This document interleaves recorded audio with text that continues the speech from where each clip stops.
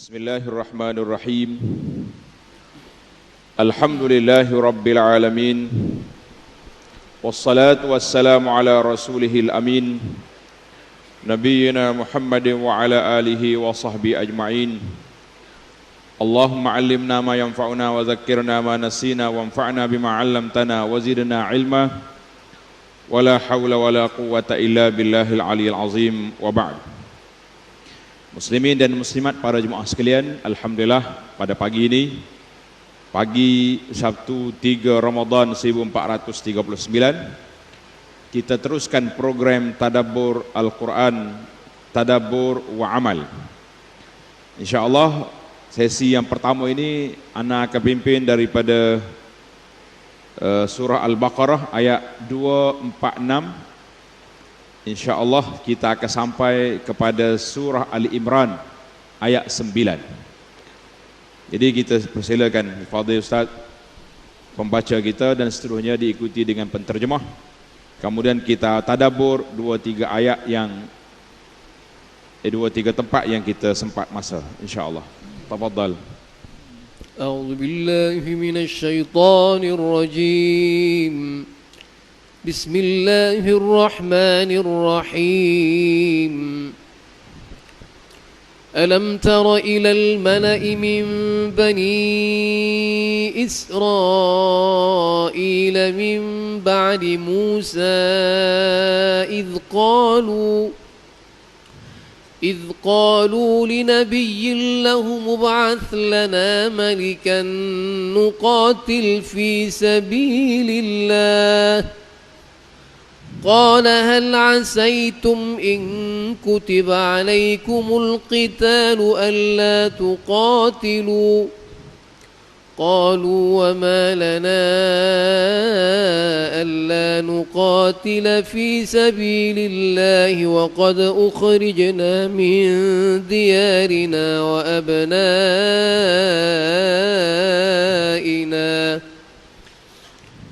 فلما كتب عليهم القتال تولوا إلا قليلا منهم والله عليم بالظالمين وقال لهم نبيهم إن الله قد بعث لكم طالوت ملكا قالوا أنا يكون له الملك علينا ونحن أحق بالملك منه ولم يؤت سعة من المال قال إن الله اصطفاه عليكم وزاده بسطة في العلم والجسم والله يؤتي ملكه من يشاء والله واسع عليم وقال لهم نبيهم إن آية ملكه أن يأتيكم التابوت فيه سكينة من ربكم وبقية مما ترك آل موسى وآل هارون تحمله الملائكة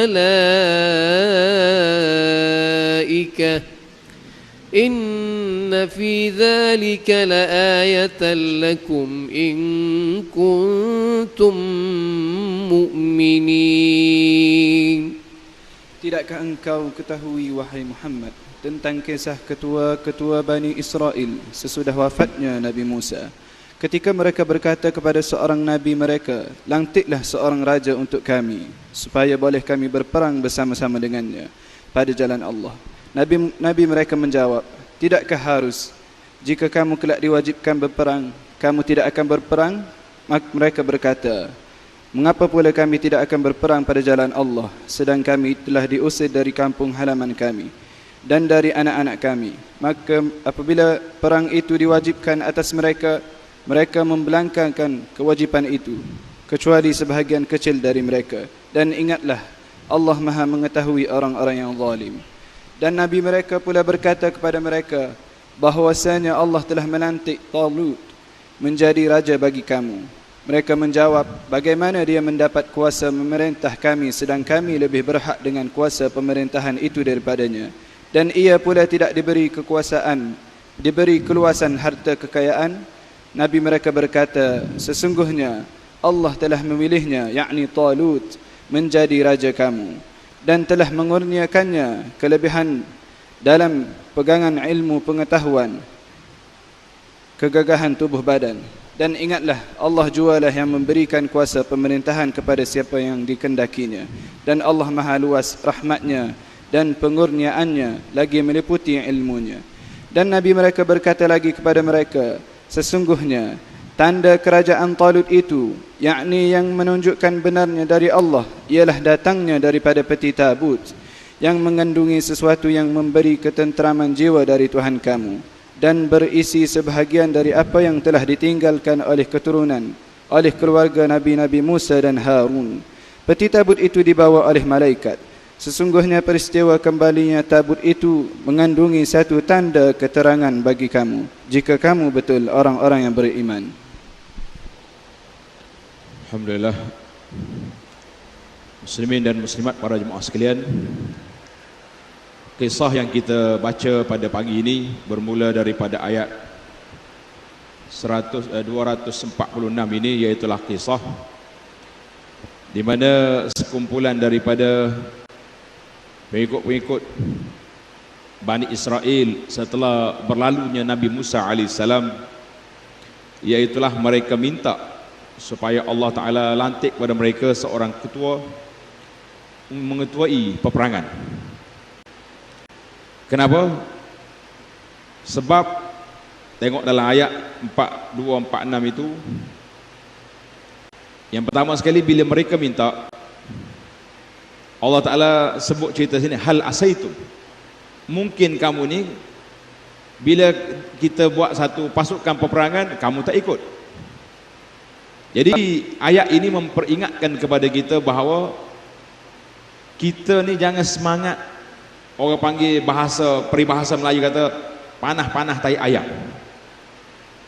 No, tapi bila orang beri tugas betul-betul, tawak hijau. Tengok apa jadi.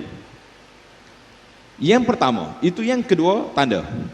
Dalam ayat yang sama, mereka mengatakan, bagaimana kami tak nak berperang? Waqad ukhrijna min diyarina, kami telah dihalau keluar daripada kampung halaman. Ini ayat ini, tadabbur daripada ayat ini, iaitulah perjuangan mesti diasaskan di atas agama. Kenapa nak berjihad? Sebab mereka keluarkan kita.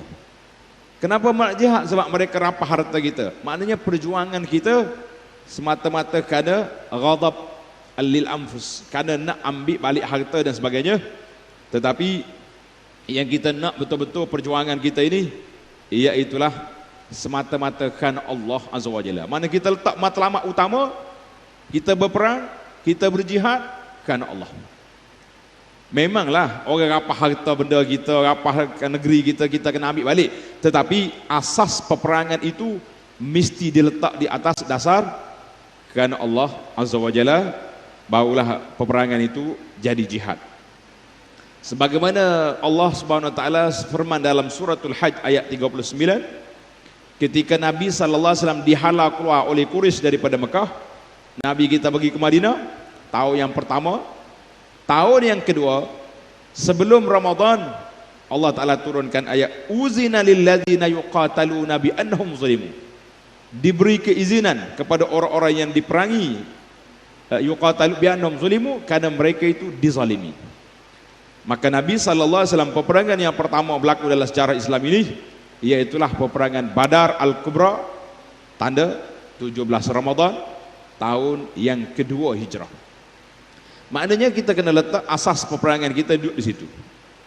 Kemudian tengok dalam ayat yang berikutnya, falamma kutiba alaihimul qital tawallau, bila disyariatkan, diperdukan ke atas mereka peperangan, mereka lari. Illa qalila, kecuali sedikit.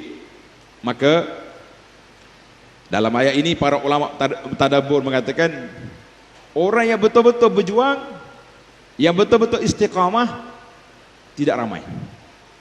Yang ramainya bila menang pakat mari. Waktu susah pakat lari. Ini berlaku. Pasal itulah apabila adanya ujian, bila adanya peperangan, maka di saat itu kita nampak ala fil fitnati saqatu.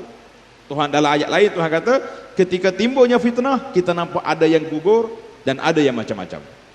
Maka kita minta dengan Allah Azza wa Jalla supaya Allah Ta'ala berikan kepada kita istiqamah, duduk di atas landasan memperjuangkan Islam sampai bila-bila. Kemudian tengok ayat yang berikutnya, Allah kata apa? Allah lantik seorang pemimpin, orang yang tidak begitu popular, iaitulah Talut. Inna Allah astafahu alaikum wa zadahu bastatan fil ilmi wal jismi. Bukan kerana dia kedudukan orang besar, bukan kerana bangsawan, tapi Allah pilih dia sebab dia mempunyai ilmu dan juga kekuatan dari sudut jisim. Ini sangat penting. Orang yang nak jadi kerajaan mesti ada ilmu dan juga kuat dari sudut fizikalnya, tidak kata lembek nak jadi ketua lagu mana. Maka itu dalam ayat ini juga tuan-tuan tengok ayat 247 itu, innallaha astafa alaikum wa zadahu bastatan fil ilmi. Kenapa Allah mulakan ilmu sebelum jisim? Kadang-kadang orang jisim kuat tapi ilmu tak ada, tak boleh jadi. Ada orang yang ilmunya banyak tapi lemah dari sudut tubuh, maka dia tak boleh jadi ketua besar. Tetapi mereka mempunyai kedudukan yang baik sebab dia mempunyai ilmu yang mantap. Maka dalam ayat yang kita baca ini, iaitulah pemimpin itu kadang-kadang Allah Ta'ala hantar mari orang-orang biasa tapi diberi kelebihan dengan ilmu dan juga kekuatan dari sudut jiwa. Maka ini ayat ini menunjukkan bahawa ilmu itu yang pertama, ia mesti kena ada dari sudut kepimpinan. Wallahu a'lam. فلما فصل طالوت بالجنود قال إن الله مبتليكم بنهر فمن شرب منه فليس مني ومن لم يطعمه فإنه مني إلا من اغترف غرفة بيده فشربوا منه إلا قليلا منهم فلما جاوزه هو والذين آمنوا معه قالوا لا طاقة لنا اليوم بجالوت وجنوده قال الذين يظنون أنهم ملاقو الله كم من فئة قليلة غلبت فئة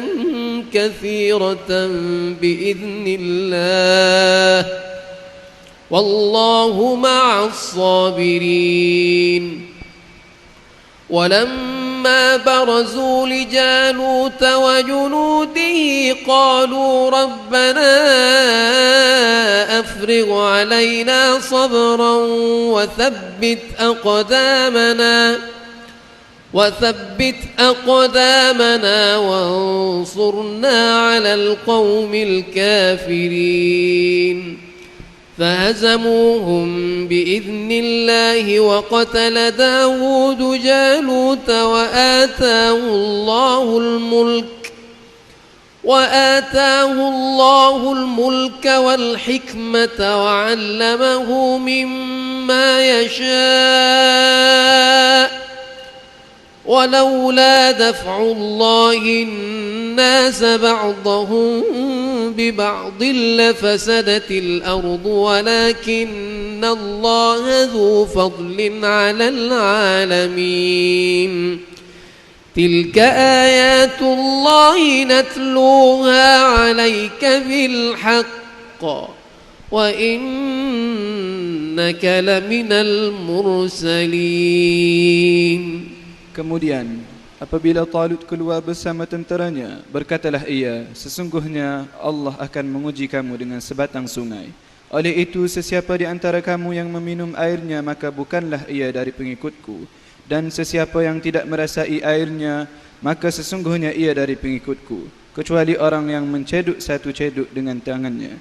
Sesudah diingatkan demikian, mereka meminum juga dari sungai itu dengan sepuas-puasnya, kecuali sebahagian kecil dari mereka.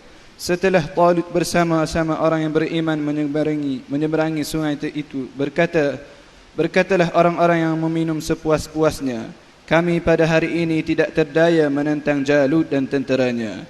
Berkata pula orang-orang yang yakin bahawa mereka akan menemui Allah. Berapa banyak yang pernah terjadi, golongan yang sedikit berjaya menewaskan golongan yang banyak dengan izin Allah, dan Allah sentiasa bersama orang-orang yang sabar. Dan apabila mereka yang beriman itu keluar menentang Jalut dan tenteranya, mereka berdoa dengan berkata, wahai Tuhan kami, limpahkanlah sabar kepada kami dan teguhkanlah tapak pendirian kami, serta menangkanlah kami terhadap kaum yang kafir. Oleh itu mereka dapat mengalahkan tentera Jalut dengan izin Allah. Dan Nabi Daud yang turut serta dalam tentera Talut membunuh Jalut. Dan sesudah itu Allah memberikan kepada Nabi Daud kuasa pemerintahan dan hikmat pangkat kenabian serta diajarkannya apa yang dikehendakinya. Dan kalaulah Allah tidak menolak setengah manusia yang ingkar dan derhaka dengan setengahnya yang lain yang beriman dan setia, nescaya rosak binasalah bumi ini. Akan tetapi Allah sentiasa melimpahkan kurniaannya kepada sekalian alam. Itulah ayat-ayat keterangan Allah yang kami bacakan dia kepadamu, wahai Muhammad, dengan benar. Dan sesungguhnya engkau adalah salah seorang dari rasul-rasul yang diutuskan oleh Allah. Jadi ayat yang kita baca ini 249 masih lagi kisah Talut dengan tentera dia. Biasa tentera ni akan diuji sebelum berperang. Jadi Talut bagi tahu kepada pengikut dia, innallaha mubtalikum binahar. Allah uji kamu dengan sungai. Orang duk berperang tengah panas, mestilah nak minum air banyak. Tapi Talut kata, siapa dia minum sikit, dia ikut aku. Siapa dia minum banyak, dia tenggelam situlah. Maknanya gugur. Masya Allah, tabarakallah. Maka fasyaribu minhu illa qalila. Hak lain pakak minum habis, kecuali sedikit. Jadi ayat ini masih lagi mengajar kepada kita bahawa Allah nak uji para pejuang Islam dengan berbagai-bagai ujian. Jadi kalau kita letakkan diri kita sebagai mujahid, pejuang Islam, kita kena bersedia bahawa bila mari ujian, jangan goyah. Patuh kepada arahan, ikut kepada apa yang disebut oleh ketua. Sebagaimana kata di Abu Darda, innama tuqataluna bi'amalikum, kita berperang bukan semata-mata dengan tentera, dengan senjata yang ada pada tangan kita, tapi kita berperang dengan amalan kita. Kalau amalan kita baik, insya-Allah Allah Ta'ala beri pertolongan. Tapi kalau kita lemah, maka Allah SWT sebut, in wallahu ma'as sabirin, Allah Ta'ala akan memberi pertolongan kepada orang-orang yang sabar. Ayat yang ke-250, apabila berlakunya pertembungan, barazuli Jalut, Jalut mari nak lawan dengan tentera Talut, maka ketika itulah 3 perkara kena ada. Tuan-tuan tanda ayat 259. Yang pertama sekali, kita kena berdoa. Rabbana afrigh alaina sabra. Doa ni sentiasa dibaca, bukan tunggu nak perang ya. Sekarang ni kita minta, ya Allah curahkan kepada kami sifat sabar. Tak mudah lari, tak mudah nak mengamuk, tak mudah nak melenting. Yang kedua, wasabbit aqdamana. Bila bertempur, kita minta sabatkan kaki kita, tak lari. Yang ketiga, wansurna 'alal qaumil kafirin, iaitulah kita minta Allah Ta'ala beri kepada kita pertolongan mengalahkan orang-orang yang kafir. Jadi 3 ini doa. Doa ini sentiasalah kita kena baca para jemaah sekalian. Dan kisah awal tadi Allah pilih Talut sebab dia bastatan fil ilmi, sebab dia ada ilmu. Salah satu daripada doa yang diajar oleh Allah kepada kita dalam Al-Quran, Rabbi zidni ilma. Coba kata, Rabbi zidni ilma. Doa ni sentiasa baca. Ajar kepada anak-anak kita, ya Allah tambahlah kepada aku ilmu yang bermanfaat. Kalau tambah ilmu, maklumat je, tak jadi apa. Ilmu banyak, tak beramal, rugi. Dan bila kita nak masuk pada kepada pertempuran, 3 perkara ni kena ada. Afriq alaina sabra, wasabbit aqdamana, wansurna alal qalb. Maknanya 3 benda. Sebelum perang kita jadi orang sabar. Bila berperang tak lari, kemudian bila sudah berperang, kita nak kena tijahnya, kita menang. Maka ayat yang berikutnya, fahazamuhum biiznillah, Allah Ta'ala kalahkan mereka dengan izin Allah Azza wa Jalla. Maka di sinilah kita kena letak bahawa pengharapan kita tinggi. Semua perjuangan kita, jangan kata, kehebatan saya ni, strategi yang kita buat ni, kita duk bangga sampai tak sedar diri, kita terlupa kemenangan itu adalah pertolongan daripada Allah Azza wa Jalla bagi umat Islam. Bagi orang kafir pula menang, takkan kita kata pertolongan dia lah. Kalau orang kafir menang, kelemahan daripada kita, hasil daripada umat Islam tidak bersatu, hasil daripada umat Islam tidak berpegang dengan Quran dengan hadis, maka orang kafir akan mengalahkan umat Islam. Walaupun kita ada Allah, walaupun kita ada Rasul sallallahu alaihi wasallam, tapi ujian itu tetap berlaku. Maka ayat yang berikutnya, wa qatala Dawud Jalut. Daud telah membunuh Jalut. Pada waktu itulah Allah Ta'ala beri kepada dia al-mulk, kerajaan, wal hikmah, kebijaksanaan, wa 'allamahu mimma yasha, dan ilmu-ilmu yang Allah ajarkan kepada mereka. Maka di sinilah kata di para ulama, mereka mengatakan ad-din wal mulk tau'aman.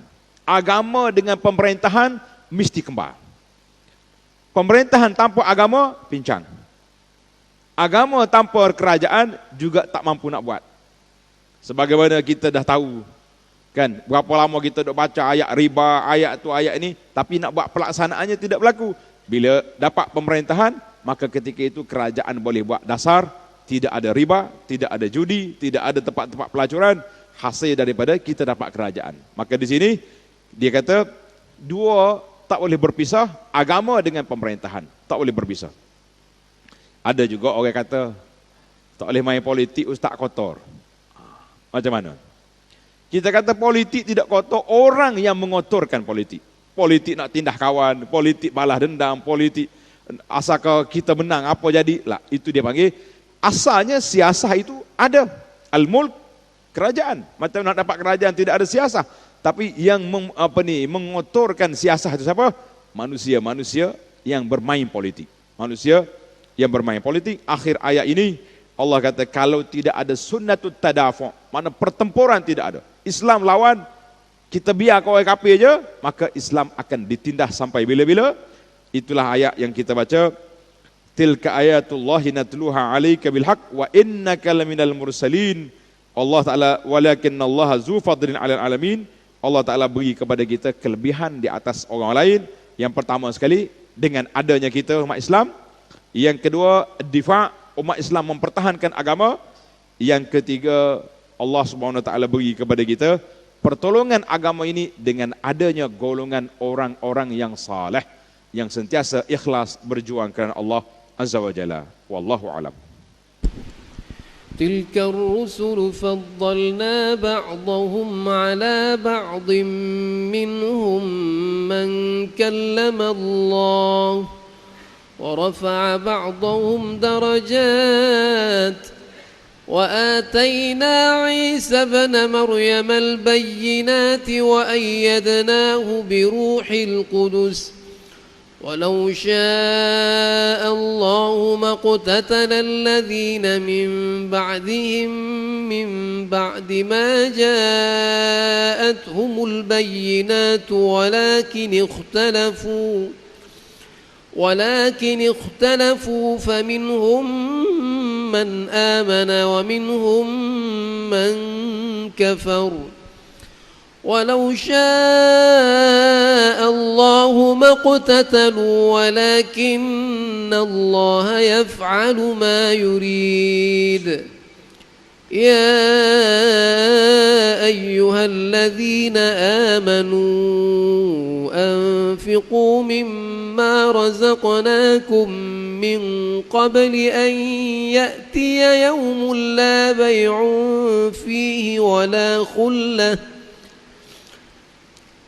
خلة ولا شفاعة والكافرون هم الظالمون الله لا إله إلا هو الحي القيوم لا تأخذه سنة ولا نوم له ما في السماوات وما في الأرض من ذا الذي يشفع عنده إلا بإذنه يعلم ما بين أيديهم وما خلفهم ولا يحيطون بشيء من علمه إلا بما شاء وسع كرسيه السماوات والأرض ولا يؤوده حفظهما وهو العلي العظيم لا إكراه في الدين قد تبين الرشد من الغي فمن يكفر بالطاغوت ويؤمن بالله فقد استمسك بالعروة الوثقى لا انفصام لها والله سميع عليم.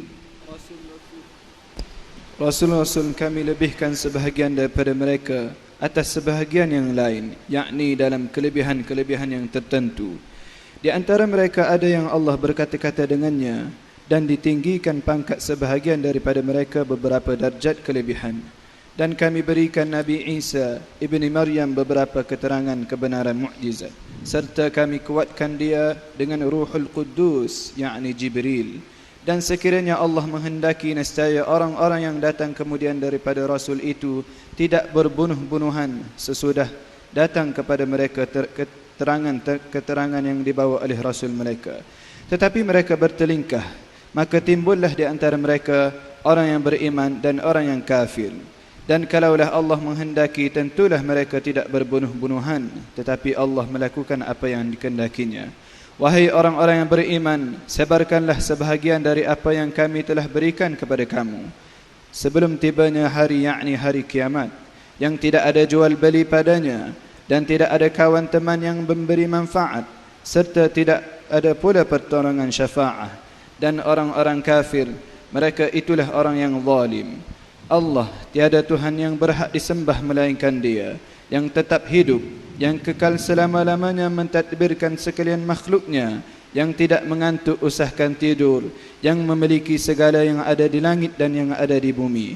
Tiada siapa yang dapat memberi syafaah, yakni pertolongan di sisinya melainkan dengan izinnya, yang mengetahui apa yang ada di hadapan mereka dan apa yang ada di belakang mereka, sedang mereka tidak mengetahui sesuatu pun dari kandungan ilmu Allah, melainkan apa yang Allah kehendaki, yakni memberitahu kepadanya.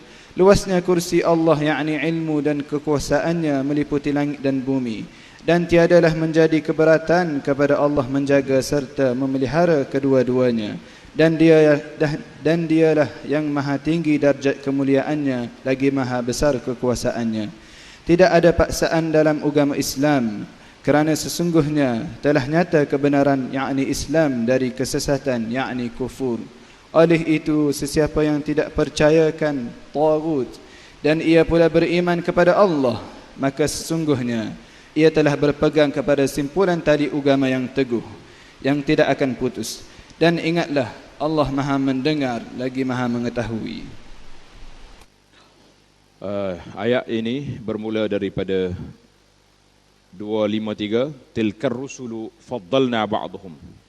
Jadi rasul-rasul itu ada di kalangan mereka, berbeza dari sudut darjat dia. Kalau kita belajar ilmu fardu ain, berapa orang rasul ada? Ya, 313. Ada setengah riwayat 315. Nabi berapa orang? Nabi seluruhnya berapa? Ada riwayat mengatakan 124,000. Itu riwayat yang ada. Jadi di antara Rasul-Rasul alaihi wassalatu wassalam berbeza dari sudut tanda. Yang pertama dari sudut kitab yang diturunkan. Karena itu kitab disebut 4. Taurat, Zabur, Injil. Jadi orang lain ada lagi kitab lain, tapi dia panggil suhuf dan sebagainya. Yang kedua, perbezaan di antara mukjizat yang Allah berikan.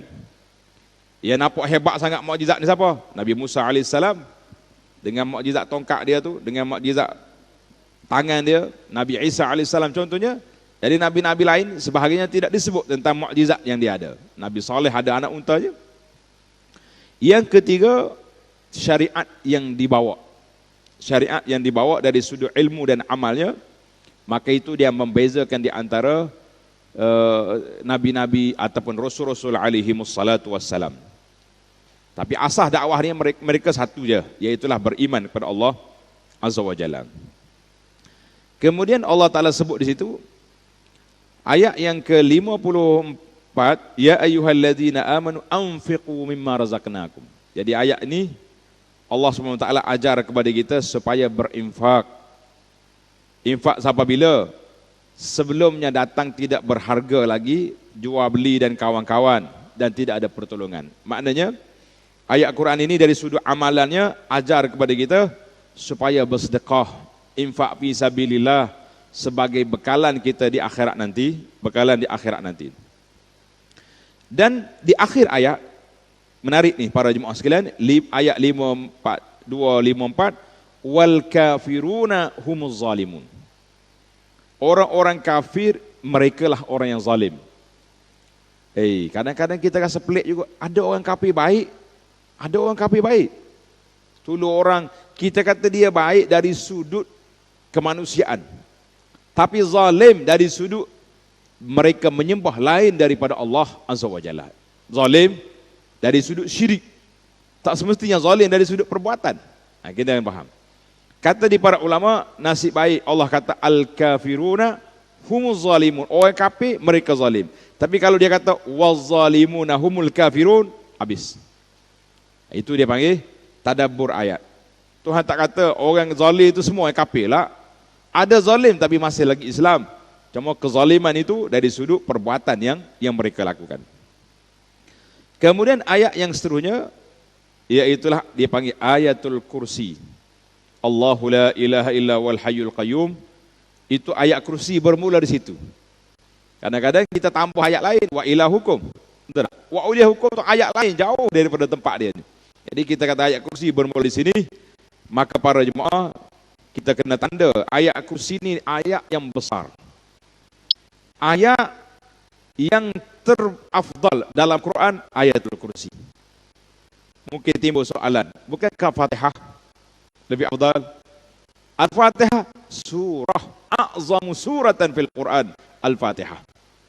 Ayat kursi. Macam kita juga, sekarang ini kita duduk di bulan Ramadan. Bulan yang paling baik Ramadan. Malam yang paling afdal Lailatul Qadar. Hari yang paling baik hari Arafah. Tengok, dia ada tafawut di antara dia. Maka ayat Quran ini dia panggil ayatul kursi. Kenapa ayat ini besar sangat? Kelebihan dia kenapa besar sangat? Sebab dia mengandungi dalam tu aqidatut tauhid pada Allah Azza wa Jalla. Kalau tuan-tuan suka tengok dalam YouTube, cari kuliah yang saya sampaikan, tajuk dia kelebihan ayatul kursi. Satu kuliah kita buat untuk satu ayat ini saja. Dan ayat kursi ini kita kena baca 8 kali sehari. Tanda, 8 tempat kita kena baca. Yang pertama, 5 kali solat. Setiap lepas solat kena baca ayat kursi. Dalam hadis Nabi sallallahu alaihi wasallam, Nabi kita bersabda, "Man qara'a ayatal kursi dubura kulli salatin." Siapa dia baca ayat kursi setiap kali lepas salat, tidak ada yang menghalangnya nak masuk syurga kecuali tunggu mati. Tanda hadis itu. Jangan lupa ayat kursi baca. Kadang-kadang imam kita dia tukar, dia tak baca ayat kursi, dia baca Al-Fatihah. Betul tak? Al-Fatihah tidak diragui, itu surah yang paling afdal dalam Quran. Tapi setiap makam tu, setiap tempat ada tempat dia. Al-Fatihah wajib dibaca dalam salat. Tapi orang tak baca dalam rukuk, tak baca dalam sujud. Ayatul Kursi menjadi tempat yang kita diminta supaya kita baca selepas salat. Yang keenam, waktu pagi. Zikir waktu pagi termasuk ayat kursi.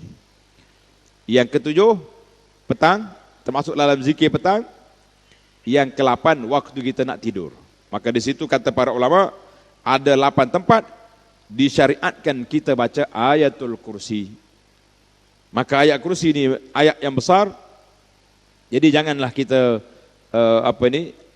terlupa kepada dia. Setiap kali lepas salat baca, kata Nabi SAW, tidak ada yang menghalangnya nak pergi ke syurga kecuali tunggu mati. Siapa dia baca ayat kursi setiap kali lepas salat, tidak ada yang menghalangnya nak pergi syurga kecuali tunggu mati. Kemudian la ikraha fiddin, ayat yang terakhir kita baca, tidak ada paksaan dalam agama. Kenapa tak paksa? Kita ni kalau dah tahu benda yang kita buat dia benar, kita paksa je. La. Allah Ta'ala, qad tabayyana ar-rusydu minal ghayy. Jalan Islam itu sangat jelas. Dalam hadis Nabi SAW kata, aku tinggal kamu alal mahajjatil bayda lailuha kanahariha. Aku tinggal atas kamu dalam landasan yang putih bersih, malam seperti siang. Cuma Allah ni terbalik, siang seperti malam, sebab sudah bercampur banyak benda-benda yang dimasukkan dalam agama bukan daripada agama. Maka akhirnya Allah Ta'ala peringatkan, faman yakfur bit-taghut wa yu'min billah, siapa-siapa yang kufur dengan taghut, dia beriman pada Allah, maka itulah orang yang benar-benar berpegang dengan tali yang kukuh. Akhir sekali Allah kata, wallahu sami'un alim. Allah Ta'ala mendengar apa yang kamu kata. Oleh kerana dakwah tauhid ini ada, nak jadi Islam tu kita kena ada 3. Kata dengan lidah, Allahu sami', Tuhan dengar. Alim, tasdik dengan hati, Allah tahu dalam hatimu. Yang zahir semua orang tahu, iaitulah kita beramal dengan anggota kita. Jadi 3 perkara ni Allah Ta'ala kata, wallahu sami'un alim, Allah dengar apa yang kita kata, Allah tahu dalam hati kita, dan Allah melihat segala apa yang kita lakukan. Wallahu a'lam. الله ولي الذين آمنوا يخرجهم من الظلمات إلى النور والذين كفروا أولياؤهم الطاغوت يخرجونهم من النور إلى الظلمات أولئك أصحاب النار هم فيها خالدون ألم تر إلى الذي حاج إبراهيم في ربه أن آتاه الله الملك إذ قال إبراهيم ربي الذي يحيي ويميت قال أنا أحيي وأميت قال إبراهيم فإن الله يأتي بالشمس من المشرق فأت بها من المغرب فبهت الذي كفر والله لا يهدي القوم الظالمين أو كالذي مر على قرية وهي خاوية على عروشها قال أنى يحيي هذه الله بعد موتها فأماته الله 100 عام ثم بعثه قال كم لبثت قال لبثت يوما أو بعض يوم قال بل لبثت 100 عام فانظر إلى طعامك وشرابك لم يتسنه وانظر إلى حمارك ولنجعلك آية للناس وانظر إلى العظام كيف ننشزها ثم نكسوها لحما فلما تبين له قال أعلم أن الله على كل شيء قدير. Allah pelindung, yakni yang mengawal dan menolong orang-orang yang beriman. Ia mengeluarkan mereka dari kegelapan kufur kepada cahaya iman. Dan orang-orang yang kafir, penolong-penolong mereka ialah taghut, yang mengeluarkan mereka dari cahaya iman kepada kegelapan kufur. Mereka itulah ahli neraka, mereka kekal di dalamnya. Tidakkah engkau pelik memikirkan wahai Muhammad tentang orang yang berhujjah membantah Nabi Ibrahim dengan sombongnya mengenai Tuhannya, kerana Allah memberikan orang itu kuasa pemerintahan. Ketika Nabi Ibrahim berkata, Tuhanku ialah yang menghidupkan dan yang mematikan, ia menjawab, aku juga boleh menghidupkan dan mematikan. Nabi Ibrahim berkata lagi, sesungguhnya Allah menerbitkan matahari dari timur, oleh itu terbitkanlah ia dari barat. Mereka tercengang, maka tercenganglah orang kafir itu, lalu dia membisu. Dan ingatlah, Allah tidak akan memberikan petunjuk kepada kaum yang zalim. Atau tidakkah engkau pelik memikirkan wahai Muhammad tentang orang yang melalui sebuah negeri yang telah runtuh segala bangunannya? Orang itu berkata, bagaimana Allah akan menghidupkan membina semula negeri ini sesudah matinya, yakni rosak binasanya. Lalu ia dimatikan oleh Allah dan dibiarkan tidak berubah selama 100 tahun. Kemudian Allah hidupkan dia semula lalu bertanya kepadanya, berapa lama engkau tinggal di sini? Ia menjawab, aku tinggal di sini sehari atau setengah hari. Allah berfirman, tidak benar, bahkan engkau telah tinggal berkeadaan sedemikian selama 100 tahun. Oleh itu, perhatikanlah kepada makanan dan minumanmu, masih tidak berubah keadaannya. Dan perhatikanlah pula kepada tulang keldaimu, hanya tinggal tulang-tulangan yang bersepah. Dan kami lakukan ini ialah untuk menjadikan engkau sebagai tanda kekuasaan kami bagi umat manusia.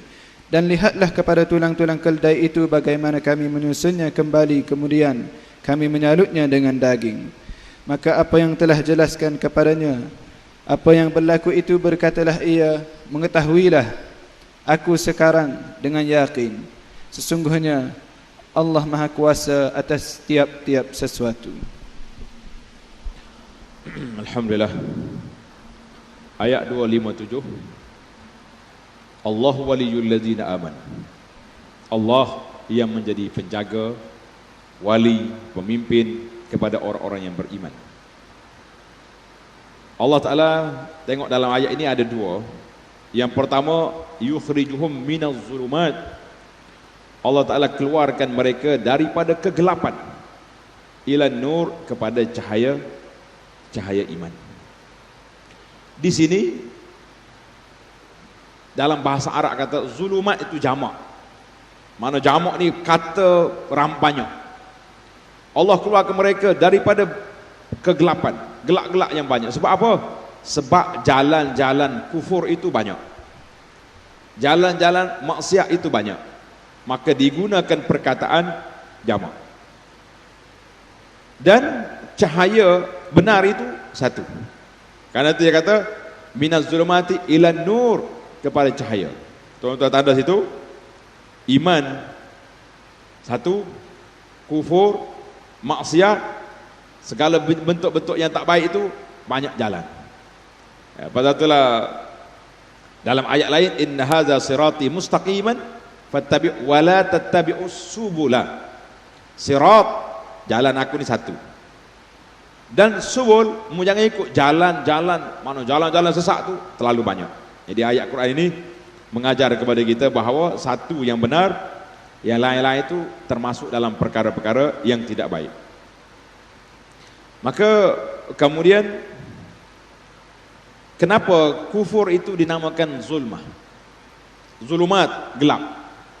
Tanda satu lagi, sebab tak nampak apa orang gelap ni, tak nampak hak mana betul, ada yang semua lembu, ada yang semua batu, ada yang macam-macam.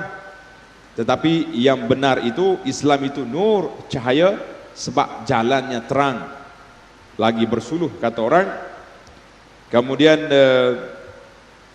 ayat yang akhir yang kita baca, iaitu alam tar ila alladhi hajja Ibrahim, kisah Nabi Allah Ibrahim alaihissalam berdepan dengan pemimpin zaman dia. Ada riwayat kata nama dia Namruz, raja kepada Babylon.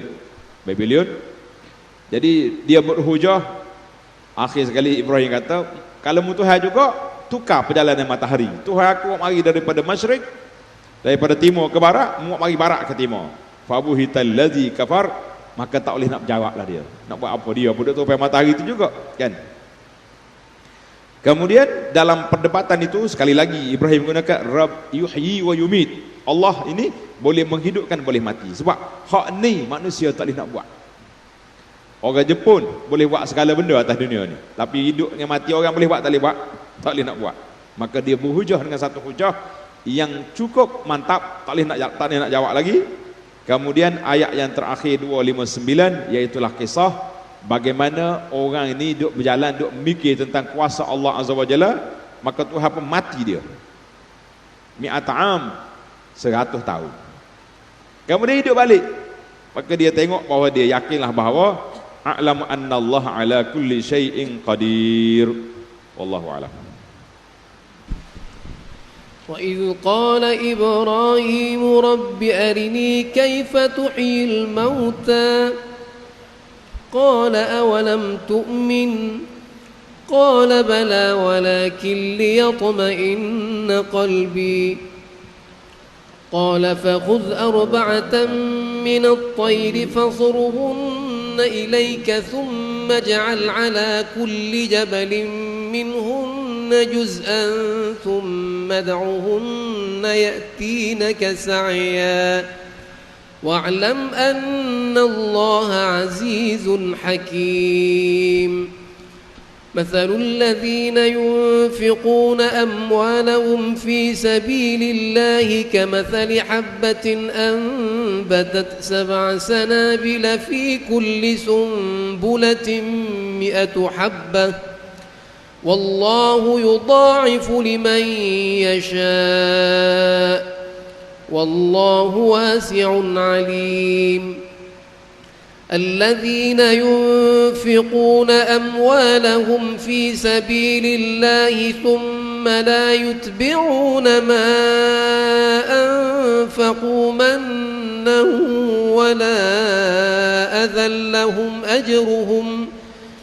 لهم أجرهم عند ربهم ولا خوف عليهم ولا هم يحزنون قول معروف ومغفرة خير من صدقة يتبعها أذى والله غني حليم يا أيها الذين آمنوا لا تبطلوا صدقاتكم بالمن والأذى كالذي ينفق ماله رئاء الناس ولا يؤمن بالله واليوم الآخر فمثله كمثل صفوان عليه تراب فأصابه وابل فتركه صلدا لا يقدرون على شيء مما كسبوا والله لا يهدي القوم الكافرين. Dan ingatlah ketika Nabi Ibrahim merayu dengan berkata, wahai Tuhanku, perlihatkanlah kepadaku bagaimana engkau menghidupkan makhluk-makhluk yang mati. Allah berfirman, adakah engkau belum percaya kepada kekuasaanku? Nabi Ibrahim menjawab, bahkan aku percaya dan yakin, akan tetapi aku memohon yang demikian ialah supaya tenteram hatiku yang sangat-sangat ingin menyaksikannya. Allah berfirman, jika demikian, ambillah 4 ekor burung, kemudian kumpulkanlah olehmu dan cincanglah semuanya. Setelah itu, letakkanlah di atas tiap-tiap sebuah bukit sebahagian daripadanya. Kemudian, serulah burung-burung itu, nescaya semuanya akan datang kepadamu dengan segera. Dan ketahuilah sesungguhnya Allah Maha Kuasa lagi Maha Bijaksana. Bandingan derma orang-orang yang membelanjakan hartanya pada jalan Allah ialah sama sebiji benih yang tumbuh menerbitkan 7 tangkai. Tiap-tiap tangkai itu pula mengandungi 100 biji. Dan ingatlah, Allah akan melipat gandakan pahala bagi siapa yang dikehendakinya. Dan Allah Maha Luas, yakni rahmat kurniaannya, lagi meliputi ilmu pengetahuannya. Orang-orang yang membelanjakan harta pada jalan agama Allah, Kemudian mereka tidak mengiringi apa yang mereka membelanjakan itu dengan perkataan membangkit-bangkit, yakni pemberiannya, dan tidak pula menyinggung atau menyakiti pihak yang diberi, maka beroleh pahala di sisi Tuhan mereka, dan tidak ada kebimbangan dari berlakunya kejadian yang tidak baik terhadap mereka, dan mereka pula tidak akan berduka cita. Menolak peminta-peminta sedekah dengan perkataan yang baik dan memaafkan kesilapan mereka adalah lebih baik daripada sedekah pemberian yang diiringi dengan perbuatan dan perkataan yang menyakitkan hati. Dan ingatlah, Allah Maha Kaya lagi Maha Penyabar. Wahai orang-orang yang beriman, jangan rosakkan pahala amal sedekah kamu dengan perkataan membangkit-bangkit dan kelakuan yang menyakiti, seperti rosaknya pahala amal sedekah orang yang membelanjakan hartanya kerana hendak menunjuk-nunjuk kepada manusia, yakni riya, dan ia pula tidak beriman kepada Allah dan hari akhirat. Maka bandingan orang-orang itu ialah seperti batu licin yang ada tanah di atasnya, kemudian batu itu ditimpa hujan lebat, lalu ditinggalkannya bersih licin, tidak bertanah lagi. Demikian jugalah halnya orang-orang yang kafir dan riya itu. Mereka tidak akan mendapat suatu pahala pun dari apa yang mereka usahakan. Dan ingatlah, Allah tidak akan memberi petunjuk kepada kaum yang kafir. Ayat yang kita sambung di sini 260, iaitulah cerita Nabi Allah Ibrahim alaihissalam minta Allah Ta'ala tunjukkan kekuasaan Allah Ta'ala menghidupkan benda yang mati. Maka Allah suruh ambil burung, sebagaimana dalam ayat yang telah kita baca ini. Jadi kata di para ulama, kalau ambil seekor burung pun cukup dah, kan? Tapi nak kuatkan lagi, ambil 4 ekor, gaul, campur, pergi letak sana letak sini, akhir sekali burung mari semula. Maka itu lebih kuat dari sudut kedudukannya. Kemudian ayat 261, masalul ladzina yunfiqun, bandingan orang yang beri sedekah, nafkah. Sampai peringkat dengan banding dengan gandum 700 biji. Wallahu yudha'ifu liman yasha. Allah Ta'ala gandakan pahala itu 1, 10 sampai 700. Kata di para ulama, berbezanya pahala tadi berbeza orang, benda, keadaan. Orang ikhlas takat mana kita, darjat ikhlas kita. Lagi tinggi ikhlas, lagi banyak. Yang kedua benda. Tak sama kita beri benda hak murah, benda yang dah lama, ada orang panggil istilah sekarang ni, baju banda dengan baju baru. Nah, baju banda saya bagi ni, boleh-boleh Ramadan gini kak, duk belek, tengok dalam mari, baju-baju yang tak saya pakai, sedekah orang. Boleh pahala juga. Dengan hak kita pergi hak dalam plastik bungkus, bagi sedekah, tak sama. Satu lagi, hak kita sayang sangat-sangat, dengan hak kita tak apa sayang, berbeza. Yang ketiga, keadaan orang tu. Ada orang yang sangat memerlukan, ada orang perlu sikit-sikit. Jadi kita pergi cari sedekah tu, beri kepada orang yang sangat memerlukan, lebih tinggi darjat daripada orang yang tak apa memerlukan. Itu dia panggil dari sudut bacaan kita. Kemudian Allah SWT ajar kepada kita supaya bila kita sedekah, jangan mengungkit, mannan wala azab. Tuan-tuan, ada 2 perbezaan. Yang pertama sekali, masalah riak. Riak ni, kalau kita buat, kita nak suruh orang puji, riak. Nak tunjuk orang, riak. Tapi mengungkit ni, kadang-kadang, waktu kita beri itu ikhlas. Kita duk jaga kita punya pahala 10 tahun, 15 tahun, 20 tahun. Duduk subur, tiba-tiba kita pergi ungkit apa yang kita beri. Mu ni budak ni, mu budak kapur, tak reti satu. Aku bagi derma, sekarang ni jadi pegawai, jadi orang besar, jadi menteri contohnya. Ungkit. Hilang pahala 20, 15 tahun yang telah kita buat yang lampau. Jadi ingat, jangan diungkit. Kalau kita bagi pada benda orang, jangan diungkit balik. Anggaplah itu semuanya telah ditulis oleh Allah Azza wa Jalla. Kemudian Allah ajar kepada kita ayat 263, qaulun ma'rufun, perkataan yang baik. Kalau orang mari minta benda, kita tak nak bagi, Jangan duk marah. Mung ni bahasa jenis malah kerja. Tak reti nak makan. Kerja malah bahasa. Tak mau bagi cakap, oh, buidah kan minggu lepas. Tak, orang lain pula. Jadi guna bahasa yang tidak mengguriskan perasaan kawan tu. Itu dipanggil qaulun ma'ruf. Baik kita guna perkataan, kita tak bagi, tapi kita nasihat. Daripada kita bagi, lepas tu kita mengungkit. Lah. Maka, hati-hati. Pahala itu gugur dengan dua perkara. Yang pertama riya, yang kedua mengungkit kepada apa yang telah kita lakukan. Maka para jemaah sekalian, marilah kita cuba dari sudut amalinya, kita cuba sedekah secara rahsia.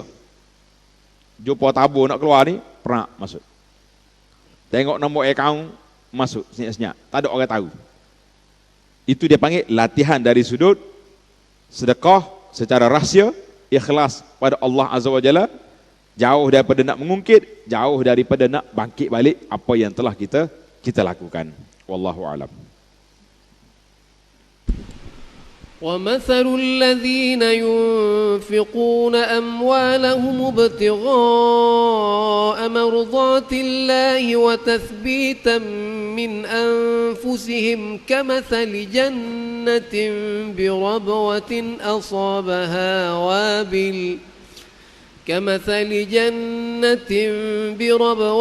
أصابها وابل فآتت أكلها ضعفين فإن لم يصبها وابل فطل والله بما تعملون بصير أيود أحدكم أن تكون له جنة من نخيل وأعناب تجري من تحتها الأنهار له فيها من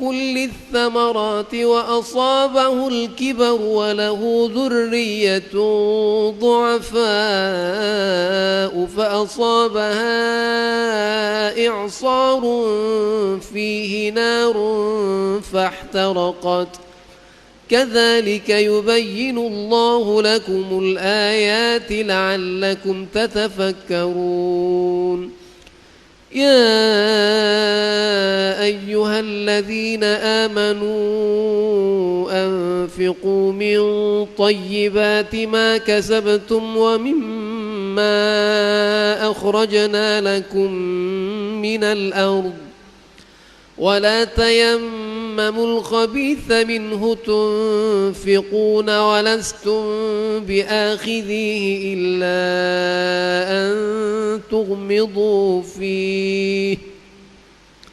واعلموا أن الله غني حميد الشيطان يعدكم الفقر ويأمركم بالفحشاء والله يعدكم مغفرة منه وفضلا والله واسع عليم يؤتي الحكمة من يشاء ومن يؤت الحكمة فقد أوتي خيرا كثيرا وما يذكر إلا أولو الألباب.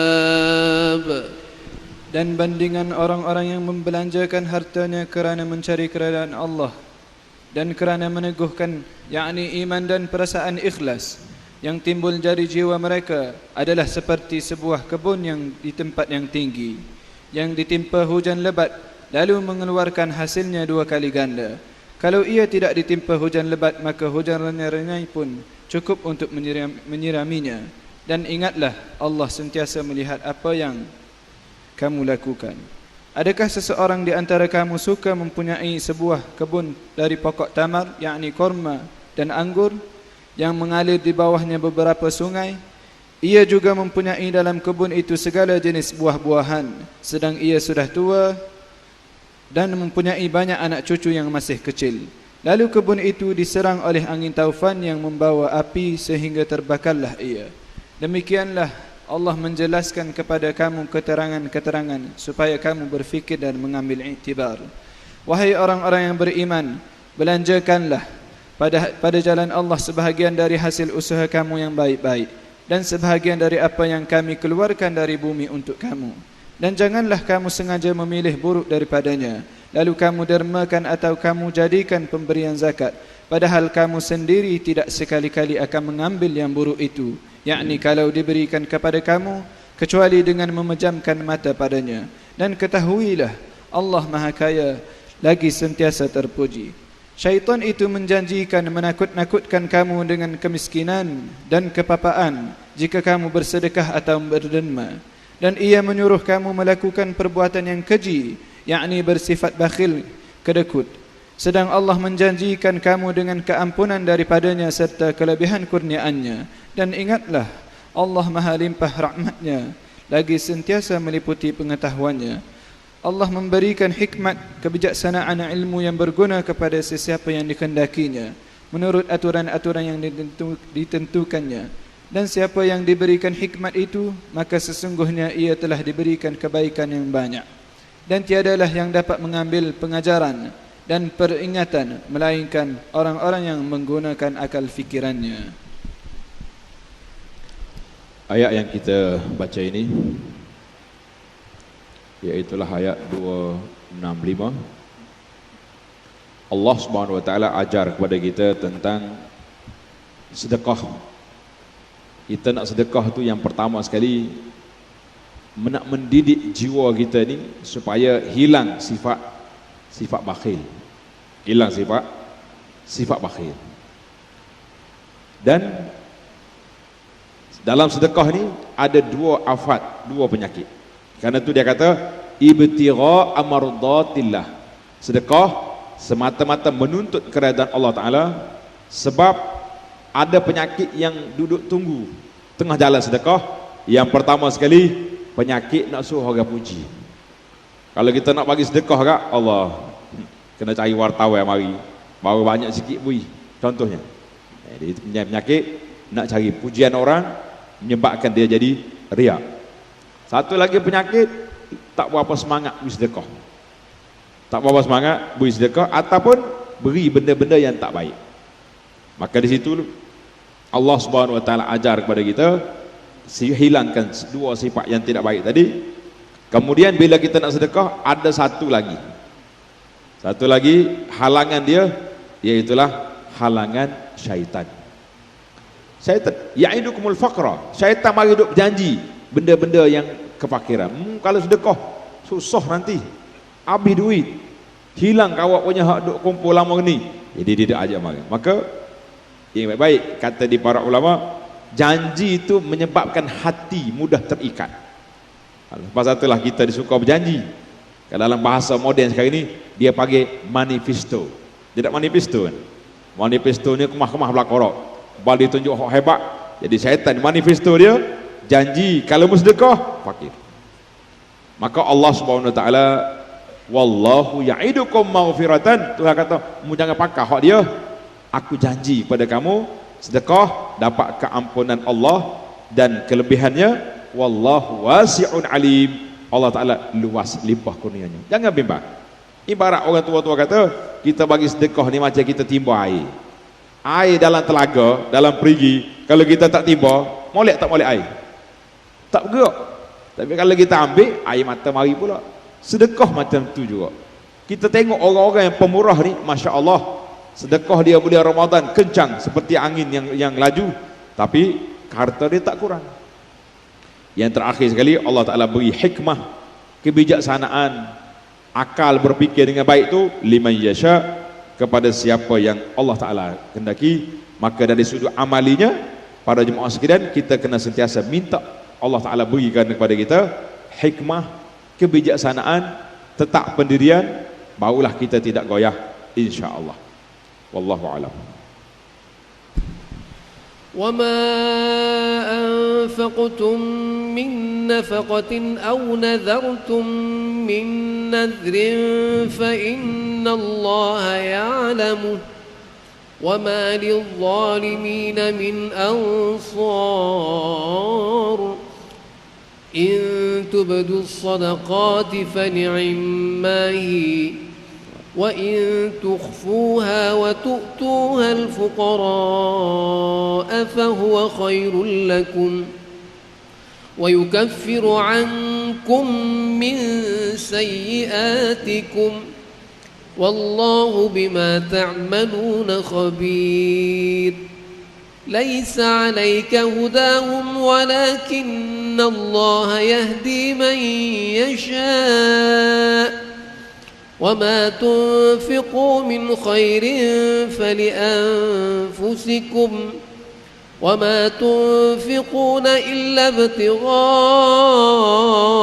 وجه الله وما تنفقوا من خير يوفى إليكم وأنتم لا تظلمون للفقراء الذين أحصروا في سبيل الله لا يستطيعون ضربا في الأرض يحسبهم الجاهل أغنياء من التعفف تعرفهم بسيماهم لا يسألون الناس إلحافا وما تنفقوا من خير فإن الله به عليم الذين ينفقون أموالهم بالليل والنهار سرا وعلانية فلهم أجرهم عند ربهم ولا خوف عليهم ولا هم يحزنون. Dan ketahuilah, apa sahaja yang kamu belanjakan, yakni dermakan, atau apa sahaja yang kamu nazarkan, maka sesungguhnya Allah mengetahuinya. Dan ingatlah, orang-orang yang zalim itu tidak ada sesiapa pun yang dapat menolongnya. Kalau kamu zahirkan sedekah-sedekah itu secara terang, maka yang demikian adalah baik, kerana menjadi contoh yang baik. Dan kalau pula kamu sembunyikan sedekah-sedekah itu serta kamu berikan kepada orang fakir miskin, maka itu adalah baik bagi kamu. Dan Allah akan menghapuskan dari kamu sebahagian dari kesalahan-kesalahan kamu. Dan ingatlah, Allah Maha mengetahui secara mendalam akan apa yang kamu lakukan. Tidaklah engkau diwajibkan, wahai Muhammad, menjadikan mereka yang kafir mendapat petunjuk, kerana kewajipanmu hanya menampaikan petunjuk. Akan tetapi Allah jualah yang memberi petunjuk dengan memberi taufik kepada sesiapa yang dikendakinya, yakni menurut undang-undang peraturannya. Dan apa jua harta yang halal yang kamu belanjakan pada jalan Allah, maka faedahnya dan pahalanya adalah untuk diri kamu sendiri. Dan kamu pula tidaklah mendermakan sesuatu melainkan kerana menuntut keredaan Allah. Dan apa jua yang kamu dermakan dari harta yang halal, akan disempurnakan balasan pahalanya kepada kamu, dan balasan yang baik kamu itu pula tidak akan dikurangkan. Pemberian sedekah itu ialah bagi orang-orang fakir miskin yang telah menentukan dirinya dengan menjalankan khidmat atau berjuang pada jalan Allah, yakni membela Islam, yang tidak berupaya menggembara di muka bumi ini, yakni untuk berniaga dan sebagainya. Mereka itu disangka orang kaya oleh orang yang tidak mengetahui halnya. Kerana menahan diri daripada meminta-minta, engkau kenal mereka dengan melihat sifat-sifat dan keadaan masing-masing. Mereka tidak meminta kepada orang ramai dengan mendesak-desak. Dan ketahuilah apa jua yang kamu belanjakan dari harta yang halal, maka sesungguhnya Allah sentiasa mengetahuinya. Orang-orang yang membelanjakan, yakni mendermakan hartanya pada waktu malam dan siang dengan cara sulit atau berterang-terang, maka mereka beroleh pahala di sisi Tuhan mereka, dan tidak ada kebimbangan dari berlakunya kejadian yang tidak baik kepada mereka, dan mereka pula tidak akan berduka cita. Ayat ini 270, Allah peringatkan kepada kita bahawa apa yang kita beri, ya'lamullah, Tuhan tahu. Oleh kerana kita yakin Allah Subhanahu Wa Taala tahu, sama ada kita beri secara rahsia atau tersembunyi secara terang-terang, maka kita berilah dengan cara ikhlas dan yang terbaik. Kemudian dalam ayat yang berikutnya, ada dua cara sedekah. In tubdu sadaqah, kalau kamu zahirkan sedekah, fa ni'ma, baik. Wa in tukhfuha, kalau kamu beri secara rahsia, beri terus direct kepada fakir miskin itu, khairul lakum, lebih baik. Maka di sini kita kena bezakan dua jenis sedekah. Kalau zakat harta, kita ni ahli perniagaan. Zakat elok kita zahirkan. Ini zakat. Supaya orang tak tuduh kita tak keluar zakat. Tak tuduh kita tak keluar zakat. Bahkan orang pakai miskin pula mendoakan, ya Allah, perniagaan dia ni biarlah untung lagi, besar lagi. Tapi kalau kita nak beri peribadi, sedekah, elok kita sembunyikan. Nih, Tuhan kata, tu hal pokok. Kalau boleh, pergi direct kepada orang pakai miskin. Kan kita ada program jejak kasih. Jejak kasih. Kalau pergi cari orang miskin dalam kampung, dalam mana tempat, kita pergi bagi sendiri secara senyap-senyap. Ini kadang-kadang kesian juga orang miskin. Bagi berah sekapit 5 kilo, harga berapa ringgit ya, tapi ambil gambar tak besar-besar. Inilah orang yang kita beri untuk keuntungan tertentu. Orang-orang miskin ni tengok dalam ayat Quran. Lil fuqara alladzina uhsiru ni, cerita ini cerita orang-orang muhajirin berhijrah ke Madinah. Miskin. Terpaksa Nabi kita sallallahu alaihi wasallam buat satu tempat di belakang masjid Nabi, nama dia Sufah. Sufah ni kalau kita kat macam danga gitulah. Duduk sini. Tapi orang ingat ke mereka ni kaya sebab tak minta. Ya la yasaluna an-nasa ilhafa, tak minta-minta. Ingat orang kaya, tapi dia miskin, susah, ikat perut. Dalam, kalau tuan-tuan nak tengok kisah mereka ni, ada satu program yang saya buat, tajuk dia Kisah Nabi sallallahu alaihi wasallam dan para sahabat. Tengok dalam YouTube, kisah Nabi dan para sahabat, bagaimana mereka ni lapar yang begitu dahsyat, ikat batu di perut dan sebagainya, tapi mereka tak meminta-minta dengan orang. Itu kelebihan dia. Itulah kata Nabi dalam hadis, Nabi kata bukanlah orang miskin itu orang yang duk ikut, duk kutip derma, duk cari orang minta, orang yang minta ni, tapi yang betul-betul miskin, orang yang tak minta tapi mereka perlukan. Jadi kalau kita nak pahala banyak, pergi masuk dalam kampung, keluarga-keluarga kita yang miskin, pergi bantuan pada mereka walaupun mereka tak minta. Itu di antara kelebihan. Kemudian dalam ayat yang terakhir kita baca, yunfiquna amwalahum bil laili wan nahar. Tengok. Sedekah pada waktu malam, siang. Sirran, rahsia, alaniyah, terang-terang. Maka di sini ulama tadabbur kata kelebihannya sembunyikan ibadat yang kita buat. Rahsiakan sedekah kita buat. Allah mula dengan malam gelap, lepas tu baru mari siang. Sirran, sembunyi, lepas terang-terang. Dua-dua tu boleh pahala, tapi afdalnya kita sembunyikan apa yang kita lakukan. Wallahu a'lam.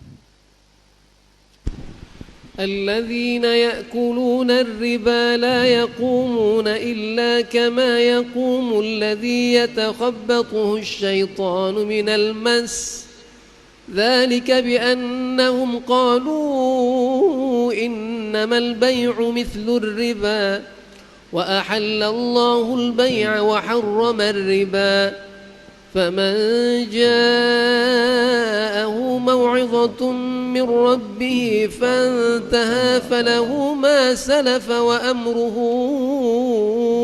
إلى الله ومن عاد فأولئك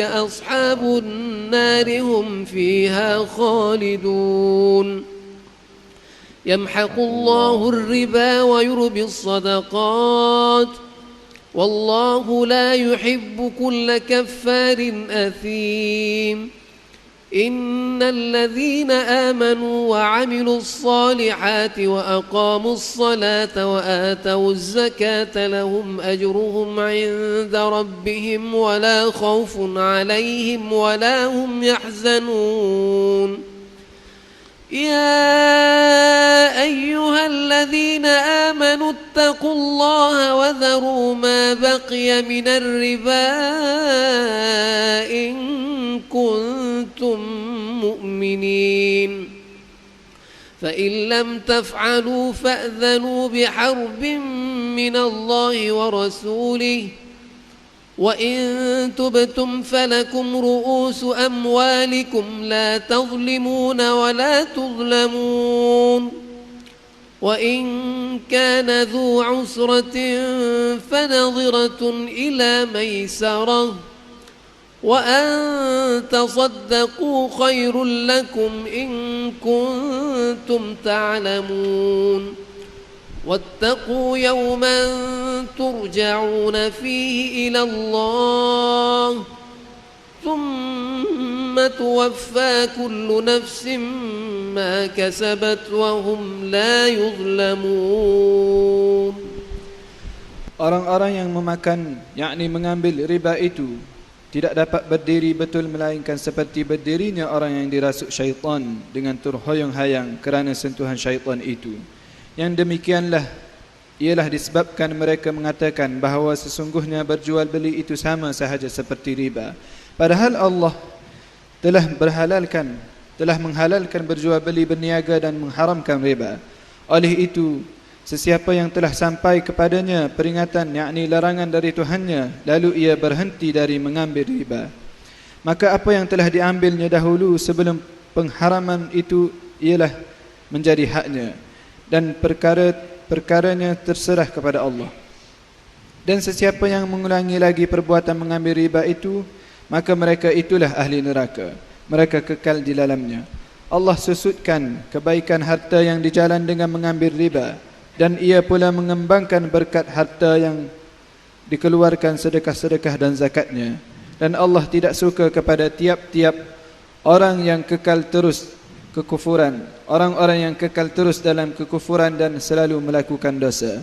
Sesungguhnya orang-orang yang beriman dan beramal salih dan mengerjakan sembahyang serta memberi zakat, mereka beroleh pahala di sisi Tuhan mereka, dan tidak ada kebimbangan dari berlakunya sesuatu yang tidak baik terhadap mereka, dan mereka pula tidak akan berduka cita. Wahai orang-orang yang beriman, bertakwalah kamu kepada Allah, dan tinggalkanlah jangan menuntut lagi saki-baki riba yang masih ada pada orang yang berhutang itu, jika benar kamu orang-orang yang beriman. Oleh itu, kalau kamu tidak juga melakukan perintah mengenai larangan riba itu, maka ketahuilah kamu akan adanya peperangan dari Allah dan Rasulnya. Akibatnya kamu tidak akan menemui selamat. Dan jika kamu bertaubat, maka hak kamu yang sebenarnya ialah pokok asal hartamu. Dengan yang demikian, kamu tidak berlaku zalim kepada sesiapa, dan kamu juga tidak dizalimi oleh sesiapa. Dan jika orang yang berhutang itu sedang mengalami kesempitan hidup, maka berilah tempoh sehingga ia lapang hidupnya. Dan sebaliknya, bahawa kamu sedekahkan hutang itu kepadanya adalah lebih baik untuk kamu, kalau kamu mengetahui pahalanya yang besar yang kamu akan dapati kelak. Dan peliharalah diri kamu dari huru-hara hari kiamat, yang padanya kamu akan dikembalikan kepada Allah. Kemudian akan disempurnakan balasan tiap-tiap seorang menurut apa yang telah diusahakannya, sedang mereka tidak dikurangkan balasan sedikit pun. Ayat yang kita baca ni, ayat 275. Ayat ini satu penyakit masyarakat yang agak kronik. Dia panggil ayat pengharaman riba. Di mana riba ini satu penyakit dosa besar yang tidak berbang. Tak bang. Pasal tu kita tak berasa berdosa. Piuh atas kepala. Semaya sah depan. Lepas semaya, hidup tunggu di bank riba. Macam tak bersalah. Dan sampai hari ini pun tidak ada akta dosa riba. Tak ada. Cuma kalau riba yang tidak berdaftar, yang dia panggil alung, hak tu berdosa. Dosa dengan kerajaan. Maka para jemaah sekalian, Allah gambarkan orang-orang yang makan riba di hari kiamat esok macam orang gila bangun, terhuyung-hayang. Sebab apa? Sebab mereka atas dunia ini termasuk di kalangan manusia yang tidak menerima ketetapan Allah Azza wa Jalla. Tak terima. Tengok, yamhaqullahu riba. Allah Ta'ala hapuskan segala kebaikan yang ada pada riba. Wa yurbis sadaqat, dan Allah Ta'ala suburkan sedekah. Maka ayat ini, syukurlah Allah kata, riba itu tidak ada kebaikan. Riba tidak ada kebaikan. Kemudian ayat, ya ayyuhalladzina amanu taqullah. Coba tuan-tuan perhati. Ayat 278. Ya ayyuhalladzina amanu taqullah. Letak nombor 1. Wahai orang beriman, hendaklah kamu takut pada Allah. Wazaru ma baqiya minar riba. Tengok. Yang pertama, ya ayyuhalladzina amanu, orang beriman. Yang kedua, ittaqullah, takutlah pada Allah. Yang ketiga, baru Tuhan kata wazaru ma baqiya minar riba, tinggalkan saki-baki riba hak ada lagi tu. Mana hak dulu kita beli saham tak patut syariah. Kita masa tu tak apa, tak mengaji, tak tahu. Duduk buka akaun di bank-bank riba, tak tahu. Tapi bila tahu, lah, tinggalkan terus. Pergi ambil kepala modal kita, ribanya jangan. In kuntum mu'minin, Allah kata, kalau benar-benar kamu beriman. Nampak tak? Sebelum jatuh hukum tu, panggil dulu beriman. Orang beriman. Bertakwa, tinggal riba. Kalau betul beriman, manakala kamu tak betul beriman, kamu masih lagi bergelumang dengan najis dosa yang besar itu. Tak mau berhenti juga. Sekali lagi Allah peringatkan, fa illam taf'alu. Andainya kamu tak nak berhenti juga daripada riba, fa'zanu biharbim minallahi wa rasulihi. Istiharlah berperang dengan Allah dengan Rasulnya. Kata Ibnu Abbas, Al-Murabi, orang hidup main riba atas dunia ni, seolah-olah dia boleh asah pedang untuk bertempur dengan Allah di akhirat. Jadi para jemaah sekalian, kalau kita ada saham tak patut syariah, kita ada skim-skim cepat kaya ke cepat miskin, hak duk masuk hari ni, walaupun ustaz, tok haji, hak mari jual skim ni, kalau tak patut syariah, maka itulah benda haram. Jangan terpengaruh dengan pakaian. Dulu kita duk nasihat, ada satu skim pelaburan hotel di Mekah. Oh, dia kata mana boleh ustaz. Hak mari ni pakaian dia begitu cantik, hebat sekali. Berpuluh ribu, ratus ribu orang masuk. Hari ini apa jadi? Jadi tuan-tuan berhenti. Allah kata apa? Wa in tubtum falakum ru'usu amwalikum. Kalau mau berhenti, kepala modal ambil balik tak apa. Tak berdosa. Habis hak riba macam mana? Kalau kita tinggal di bank, bank akan beri pada orang lain. Kita ambil juga, tapi kita buat benda-benda untuk kepentingan awam. Buat jalan ke, buat tandas ke untuk orang awam, tapi jangan buat rumah sendiri, dan juga jangan buat tempat ibadat, buat masjid dan sebagainya. Ayat yang ke-280, Allah ajar kepada kita tentang bantulah orang pakai miskin, wa in kana zu usratin fanaziratun ila maisarah. Kalau orang susah, kita bantu sampai dia senang. Kalau dia tak boleh bayar juga utang, sedekah lagi baik. Sedekah lagi baik. Ayat 281, tanda tuan-tuan. Mengikut ramai ulama tafsir, Al-Imam Al-Hafiz Ibn Hajar mengatakan asahul aqwal, pendapat yang paling sahih ayat ini, wattaqu yawman turja'una fihi ila Allah thumma tuwaffa kullu nafsin ma kasabat wa hum la yuzlamun. Takutlah kamu pada hari kita akan kembali kepada Allah. Bila kita balik kepada Allah, summa tuwaffa kullu nafsin ma kasabat, Allah akan balas, kira balik apa yang kamu buat, wa hum la yuzlamun, sedangkan mereka tidak dizalimi. Mengikut dalam ulama tafsir kata ayat inilah ayat yang terakhir turun daripada Al-Quran, iaitulah 9 malam sebelum wafatnya Nabi kita Muhammad sallallahu alaihi wasallam.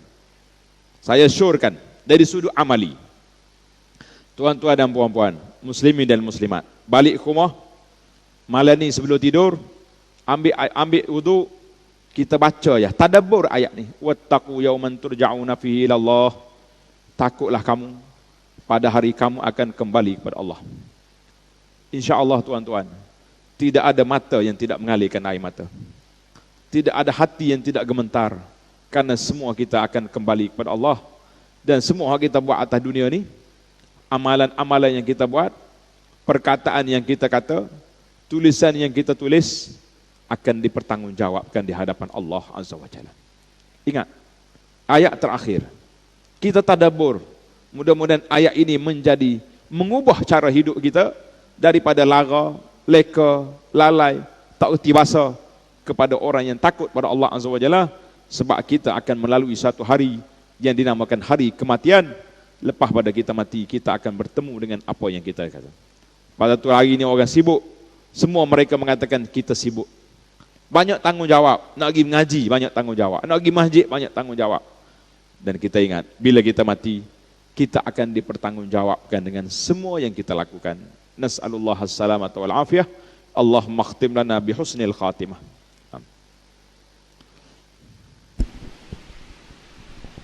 يا أيها الذين آمنوا إذا تداينتم بدين إلى أجل مسمى فاكتبوه وليكتب بينكم كاتب بالعدل ولا يأب كاتب أن يكتب كما علمه الله فليكتب وليملل الذي عليه الحق وليتق الله ربه ولا يبخس منه شيئا فإن كان الذي عليه الحق سفيها أو ضعيفا أو لا يستطيع أن يمل هو فليملل وليه بالعدل واستشهدوا شهيدين من رجالكم فإن لم يكونا رجلين فرجل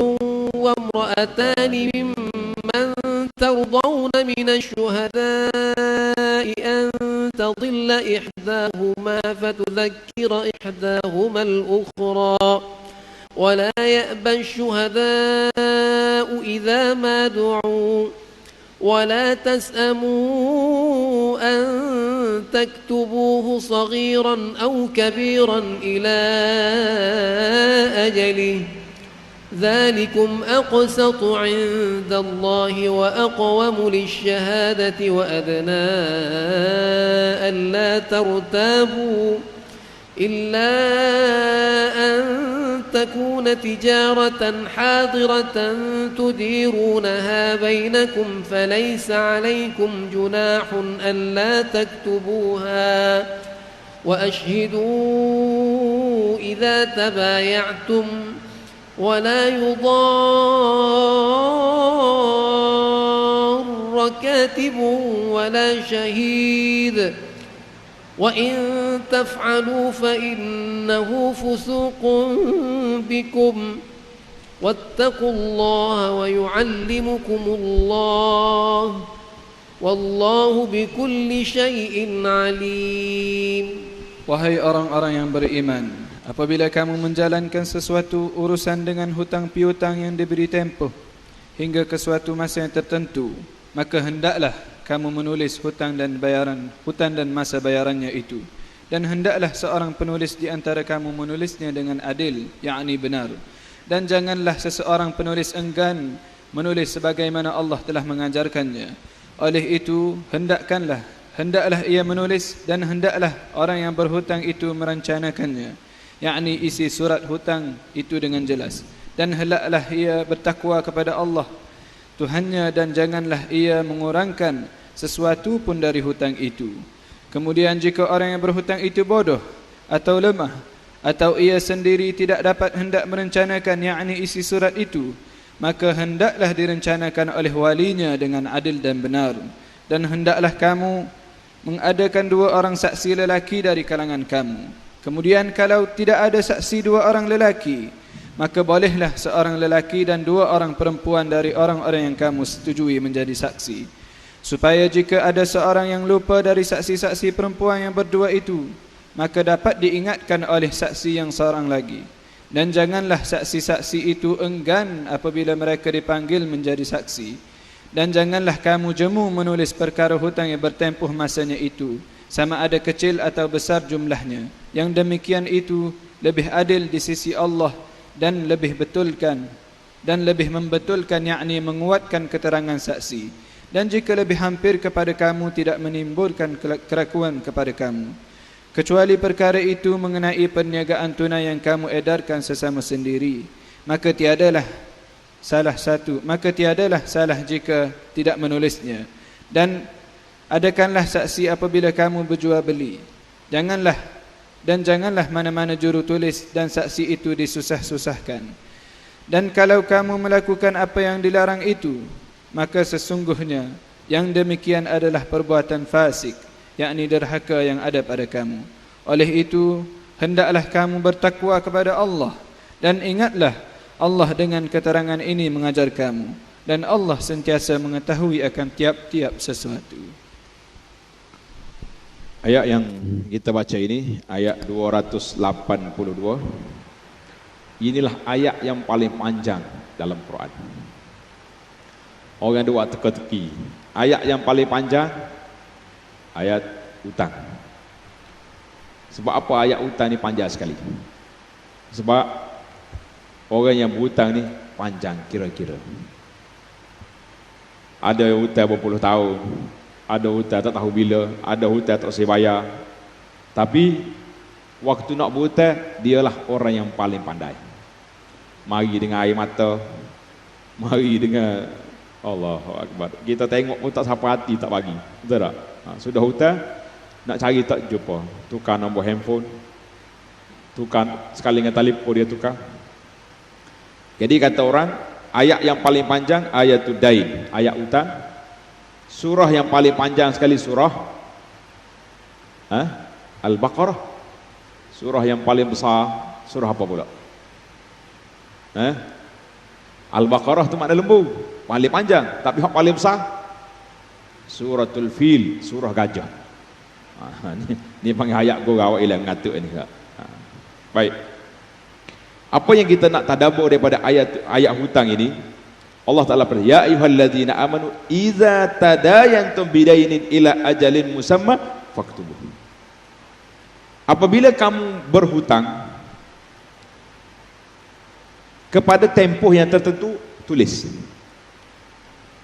Jadi ayat ini menjadi sebab kepada teraturnya perjalanan hidup manusia. Ada tulis hutang pada tarikh sekian, dia punya banyak mana hutang dia, dan bila ke tempoh nak bayar. Ini sangat mustahak. Tapi dan ayat ni Allah Ta'ala ajar semualah cara-cara nak menulis hutang, cara-cara bagaimana saksinya. Yang penting saya nak ambil ringkasan kita di sini para jemaah sekalian, kita jangan bermudah-mudah dengan hutang. Setengah orang ni dia orang baik, kawan kita, bila nak berhutang kita kata tulis lah, dia celek mata mari. Awak tak percaya saya? Kita berkawan berpuluh tahun. Kena ayat tu kita kata, oh ambil lah. Tak ada 2 minggu tanya pula, berapa hutang kita baru ni? Ingat? Tak ingat dah. Kita lebih-lebih sekarang ni, zaman kita ni zaman ramai orang mudah lupa. Pasal itulah ditularkan satu istilah Melayu mudah lupa. Sebenarnya bukan Melayu saja, manusia belaka mudah lupa belaka. Sebab satu nama dia nisyan. Al-insanu linisyanihi. Manusia itu sebab nama manusia kerana dia mudah lupa.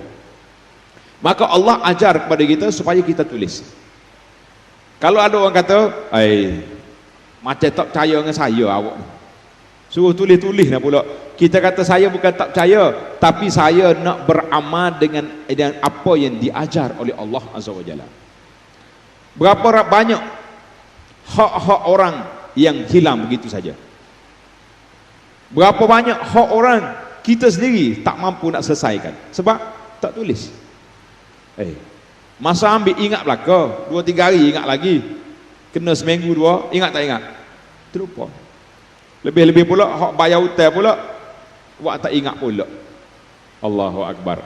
Maka para jemaah sekalian, mulai daripada sekarang, bermula daripada sekarang kita tulis segala benda.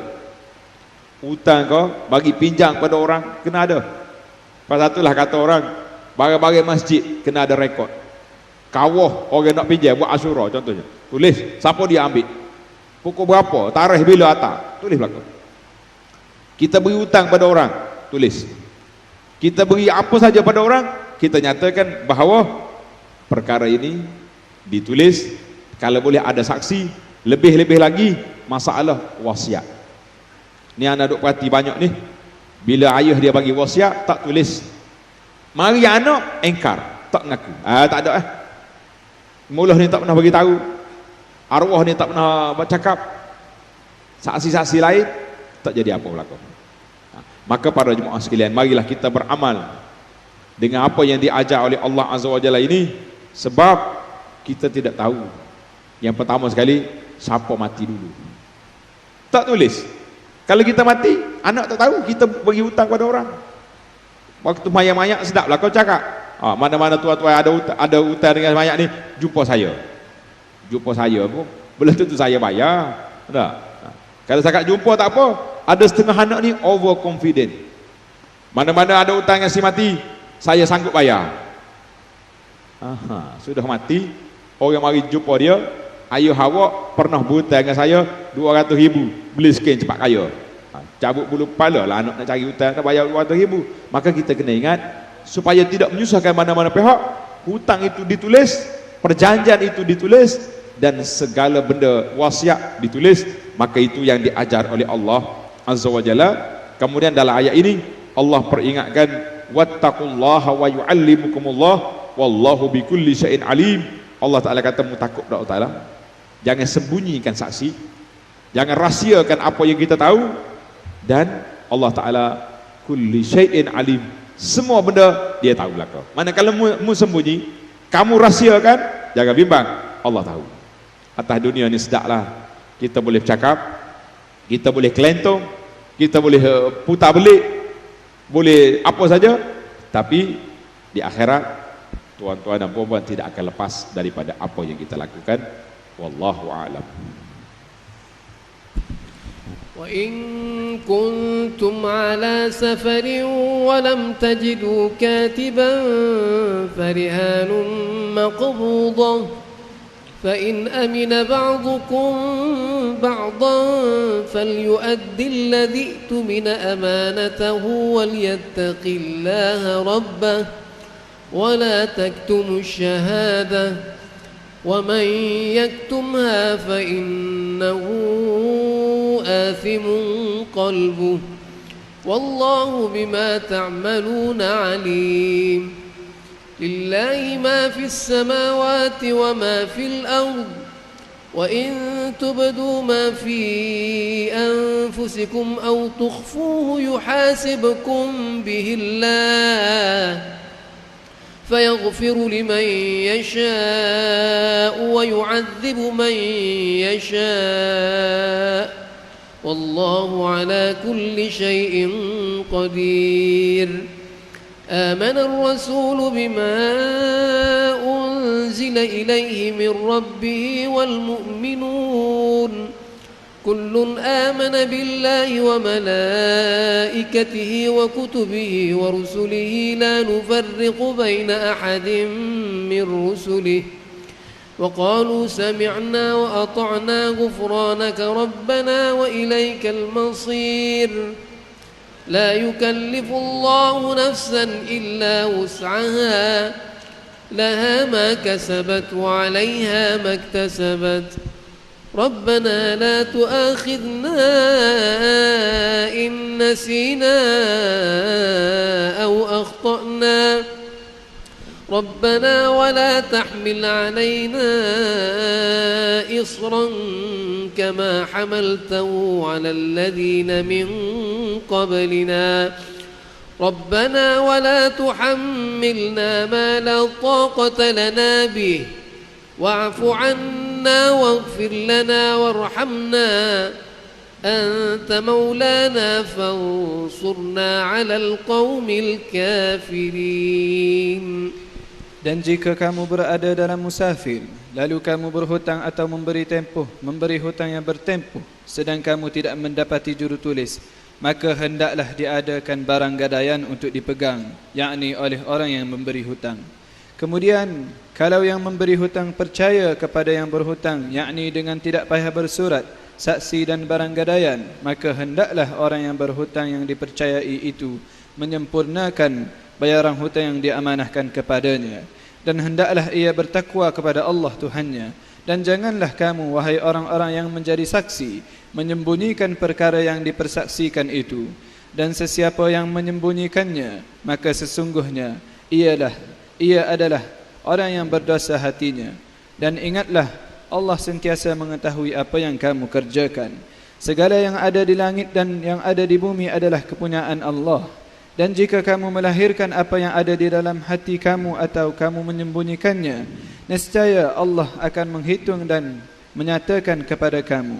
Kemudianlah mengampunkan bagi sesiapa yang dikehendakinya dan menyaksa sesiapa yang dikehendakinya, yakni menurut undang-undang peraturannya. Dan ingatlah, Allah Maha Kuasa atas tiap-tiap sesuatu. Rasulullah telah berfirman kepada apa yang diturunkan kepadanya dari Tuhannya, dan juga orang-orang yang beriman, semuanya beriman kepada Allah dan malaikat-malaikatnya dan kitab-kitabnya dan rasul-rasulnya. Mereka berkata, kami tidak membezakan antara seorang dengan yang lain dari rasul-rasulnya. Maka berkata lagi, kami dengar dan kami taat. Kami pohonkan keampunanmu, wahai Tuhan kami, dan kepadamu jualah tempat kami kembali. Allah tidak memberati seseorang melainkan apa yang terdaya olehnya. Ia mendapat pahala kebaikan yang diusahakannya, dan ia juga menanggung dosa kejahatan yang diusahakannya. Mereka berdoa dengan berkata, wahai Tuhan kami, janganlah engkau mengira kami salah jika kami lupa atau kami tersalah.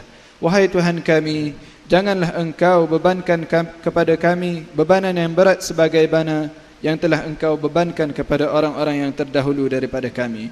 Wahai Tuhan kami, janganlah engkau pikulkan kepada kami yang kami tidak terdaya memikulnya. Dan memaafkan kesalahan kami serta ampunkanlah dosa kami. Dan berikanlah rahmat kepada kami. Engkaulah penolong kami. Oleh itu, tolonglah kami untuk mencapai kemenangan terhadap kaum-kaum yang kafir. Ayat yang kita baca ini masih lagi dalam perbincangan tentang ar-rahn. Maknanya kalau kita berhutang, ada dua cara yang kita buat. Sama ada kita ambil saja dengan kita tulis, ataupun satu lagi cara, iaitulah dengan cara kita beri gadaian. Berhutang dengan ambil gadaian. Jadi dua cara ini yang dibenarkan dalam Islam. Namun yang tidak dibenarkan iaitulah hutang dengan cara riba. Dan dalam bab ini Allah Ta'ala sebut dua tiga perkara. Fa'in amina ba'dukum ba'da. Kalau kita rasa aman, orang ni orang baik, tak mahu bagi rahn, gadaian, maka orang tu biarlah bersifat dengan sifat amanah. Jangan sekali-kali dia sembunyikan persaksian. Kalau kamu sembunyi juga, fa'innahu asimun qalbuh, dosa hati, wallahu bima ta'maluna alim. Itu ilmu tadabbur. Bila Tuhan sebut tentang masalah gini, akhir ayat dia guna perkataan sifat dia alim. Allah mengetahui. Sembunyi, aku tahu. Kemudian mari ayat lillahi ma fis samawati wa ma fil ard wa in tubdu ma fi anfusikum. Kalau kamu zahirkan apa dalam hati kamu atau kamu sembunyi, Allah Ta'ala ambil kira belaka. Maka pada waktu itu para sahabat susah hati. Hak zahir kita mampu tak buat, tapi yang batin dalam hati itu ada juga terdetik sekali-sekala benda-benda yang tak baik. Maka sahabat susah hati, Allah Ta'ala turun pula ayat Quran ini, la yukallifullahu nafsan illa wus'aha. Jadi Allah kata, aku tidak paksa lebih daripada apa yang kamu mampu. Maka di saat itulah mereka telah berdoa, laha ma kasabat wa 'alaiha maktasabat. Bagi mereka, tengok dalam ayat ni berbeza di antara la dengan ala. Ini bahasa uslub Quran. Laha iaitulah untuk kita. Kalau kata laha, laka. Kalau kata alaika, itu laknat ke atas kita. Nah, pada itu dia berbeza. Laha ma kasabat, bagimu apa yang kamu buat yang baik, wa 'alaiha, dan apa yang kamu buat yang tak baik itu, maka itu dia panggil ala, itu mana? Ke atas. Dosa itu berat. Dosa berat, maka digunakan perkataan ala. Laknat berat, maka digunakan ala. Itu dipanggil perbezaan antara laha dengan ala. Kemudian dalam ayat ini Allah Ta'ala jamin keringanan kepada umat ini. Tengok, bila kita berdoa, Rabbana la tu'akhidna in nasina aw akhtana. Ya Allah, jangan mengambil tindakan apabila kita terlupa atau tersalah. Allah jawab, qad fa'altu, aku dah luluskan. Dan jangan kamu bertanggung ke atas kami seperti tanggung orang dulu. Puasa 23 jam, Allah dah luluskan. Rabbana wala tahmil ma la taqata lana bih. Ya Allah, janganlah engkau tanggungkan apa yang kami tak mampu. Alhamdulillah, para jemaah sekalian, kita hari ini selesa. Allah kata, apa ni, laisa ala dini min haraj. Tidak ada atas agama ni benda susah. Allah Ta'ala berayat ini, la yukallifullahu nafsan illa wus'aha. Ayat ini menunjukkan kepada keringanan syariat Islam. Tak ada berat. Kita ni bulan Ramadan.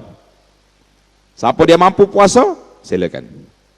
Siapa tak mampu, fa'iddatun min ayamin ukhar, kita boleh tangguh, kita puasa pada hari lain. Mana kalau puasa ni macam solat, larak ke tak larak ke, sakit ke sihat, kena puasa juga, maka jawabnya bulan puasa lah bulan paling ramai orang mati. Betul tak? Tak ada. Bulan puasa sihat walafiat, alhamdulillah. Kemudian tuan-tuan tanda, ada 3 benda rahsia sini. Wa'fu anna, waghfir lana, warhamna. Ini permohonan kita dalam doa. Wa'fu anna, ya Allah, maafkanlah kepada kami. Ini dosa antara kita dengan Allah. Kita dengan Allah kita berdosa, ambil kita tangan, ya Rabbi, atub ilaika Allah, astaghfirullah, Tuhan hapuskan. Yang kedua, waghfir lana, ya Allah, ampunkanlah kesalahan kami di antara kita dengan orang lain. Kita dengan orang lain. Maka kita minta hapuskan supaya Allah Ta'ala sembunyikan dosa kita. Kalau Tuhan buka rahsia kita, tak ada siapa nak bersalah dengan kita. Yang ketiga, warhamna, rahmatilah kami pada masa depan, janganlah kami ini terjebak dengan benda-benda mungkar dan maksiat. Jadi dalam doa kita ni 3 perkara. Wa'fu anna, dosa kita dengan Allah. Waghfir lana, dosa kita di antara kita sama-sama manusia. Warhamna, kita minta Allah Ta'ala rahmatkan kita pada masa akan datang.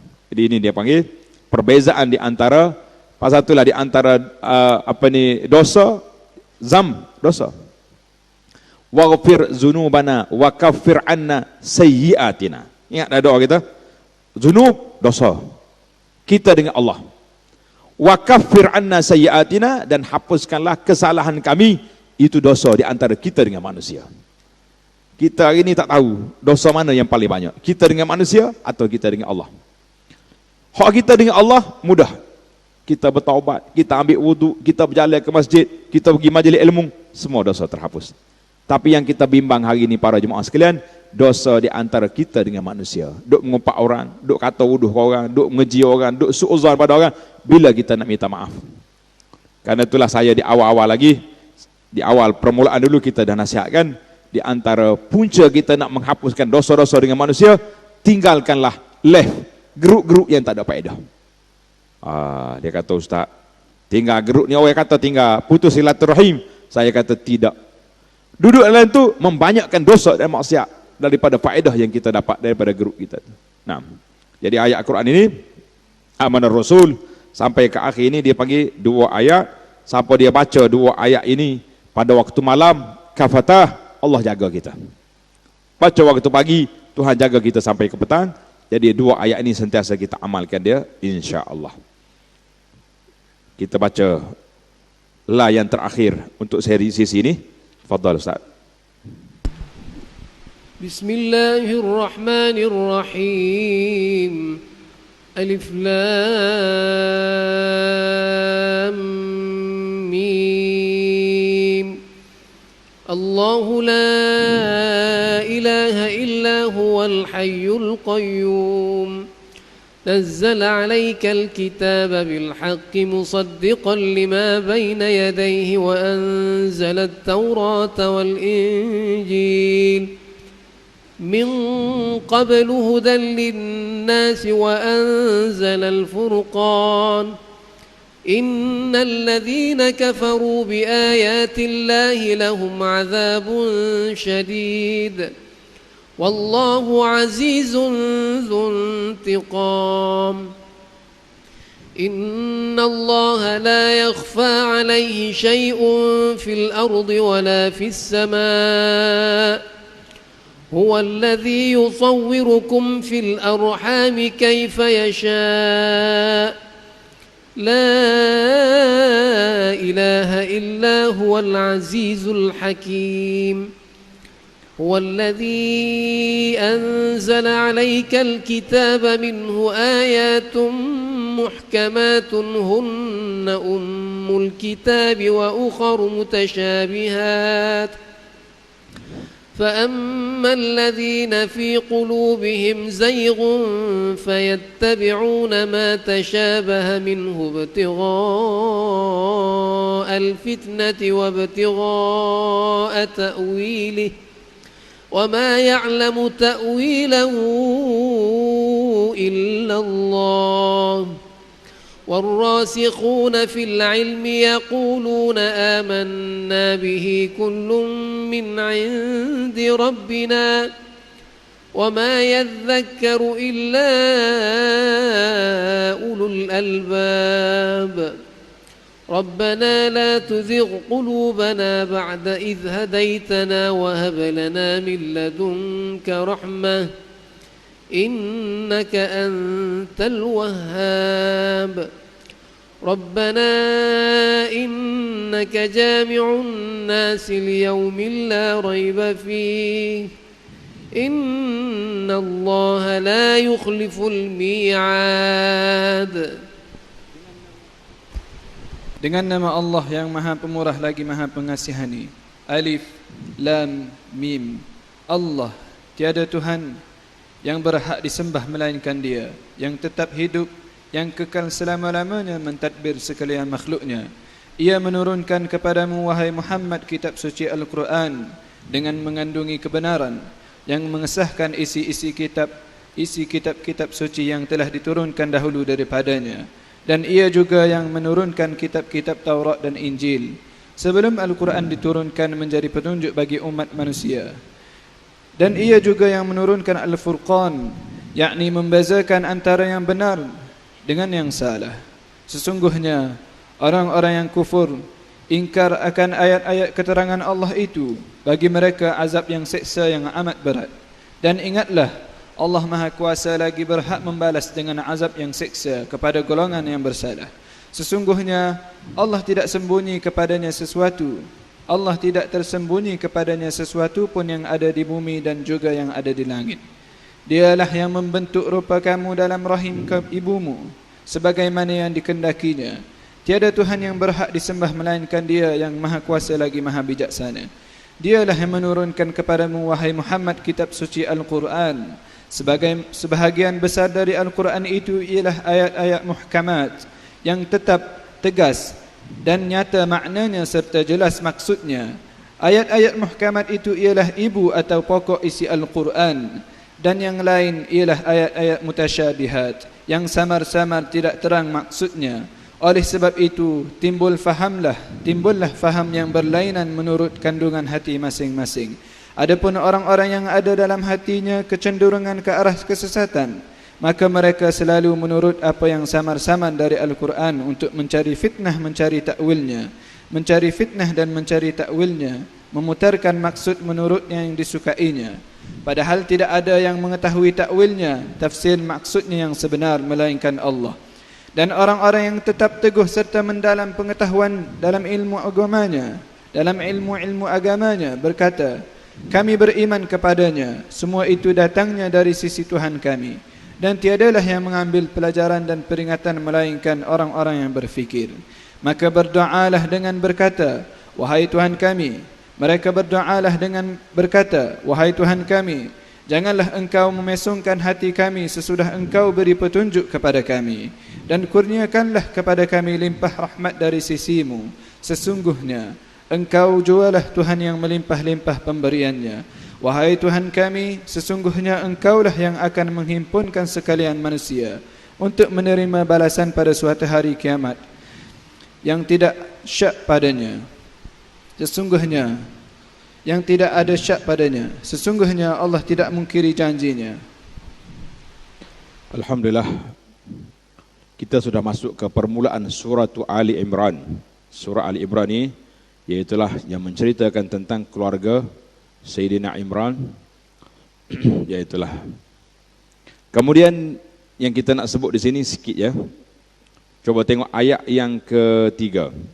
Nazzala 'alaikal kitaba bil haqqi musaddiqan lima bayna yadayhi wa anzala at-Taurat. Beza antara nazzala dengan anzala.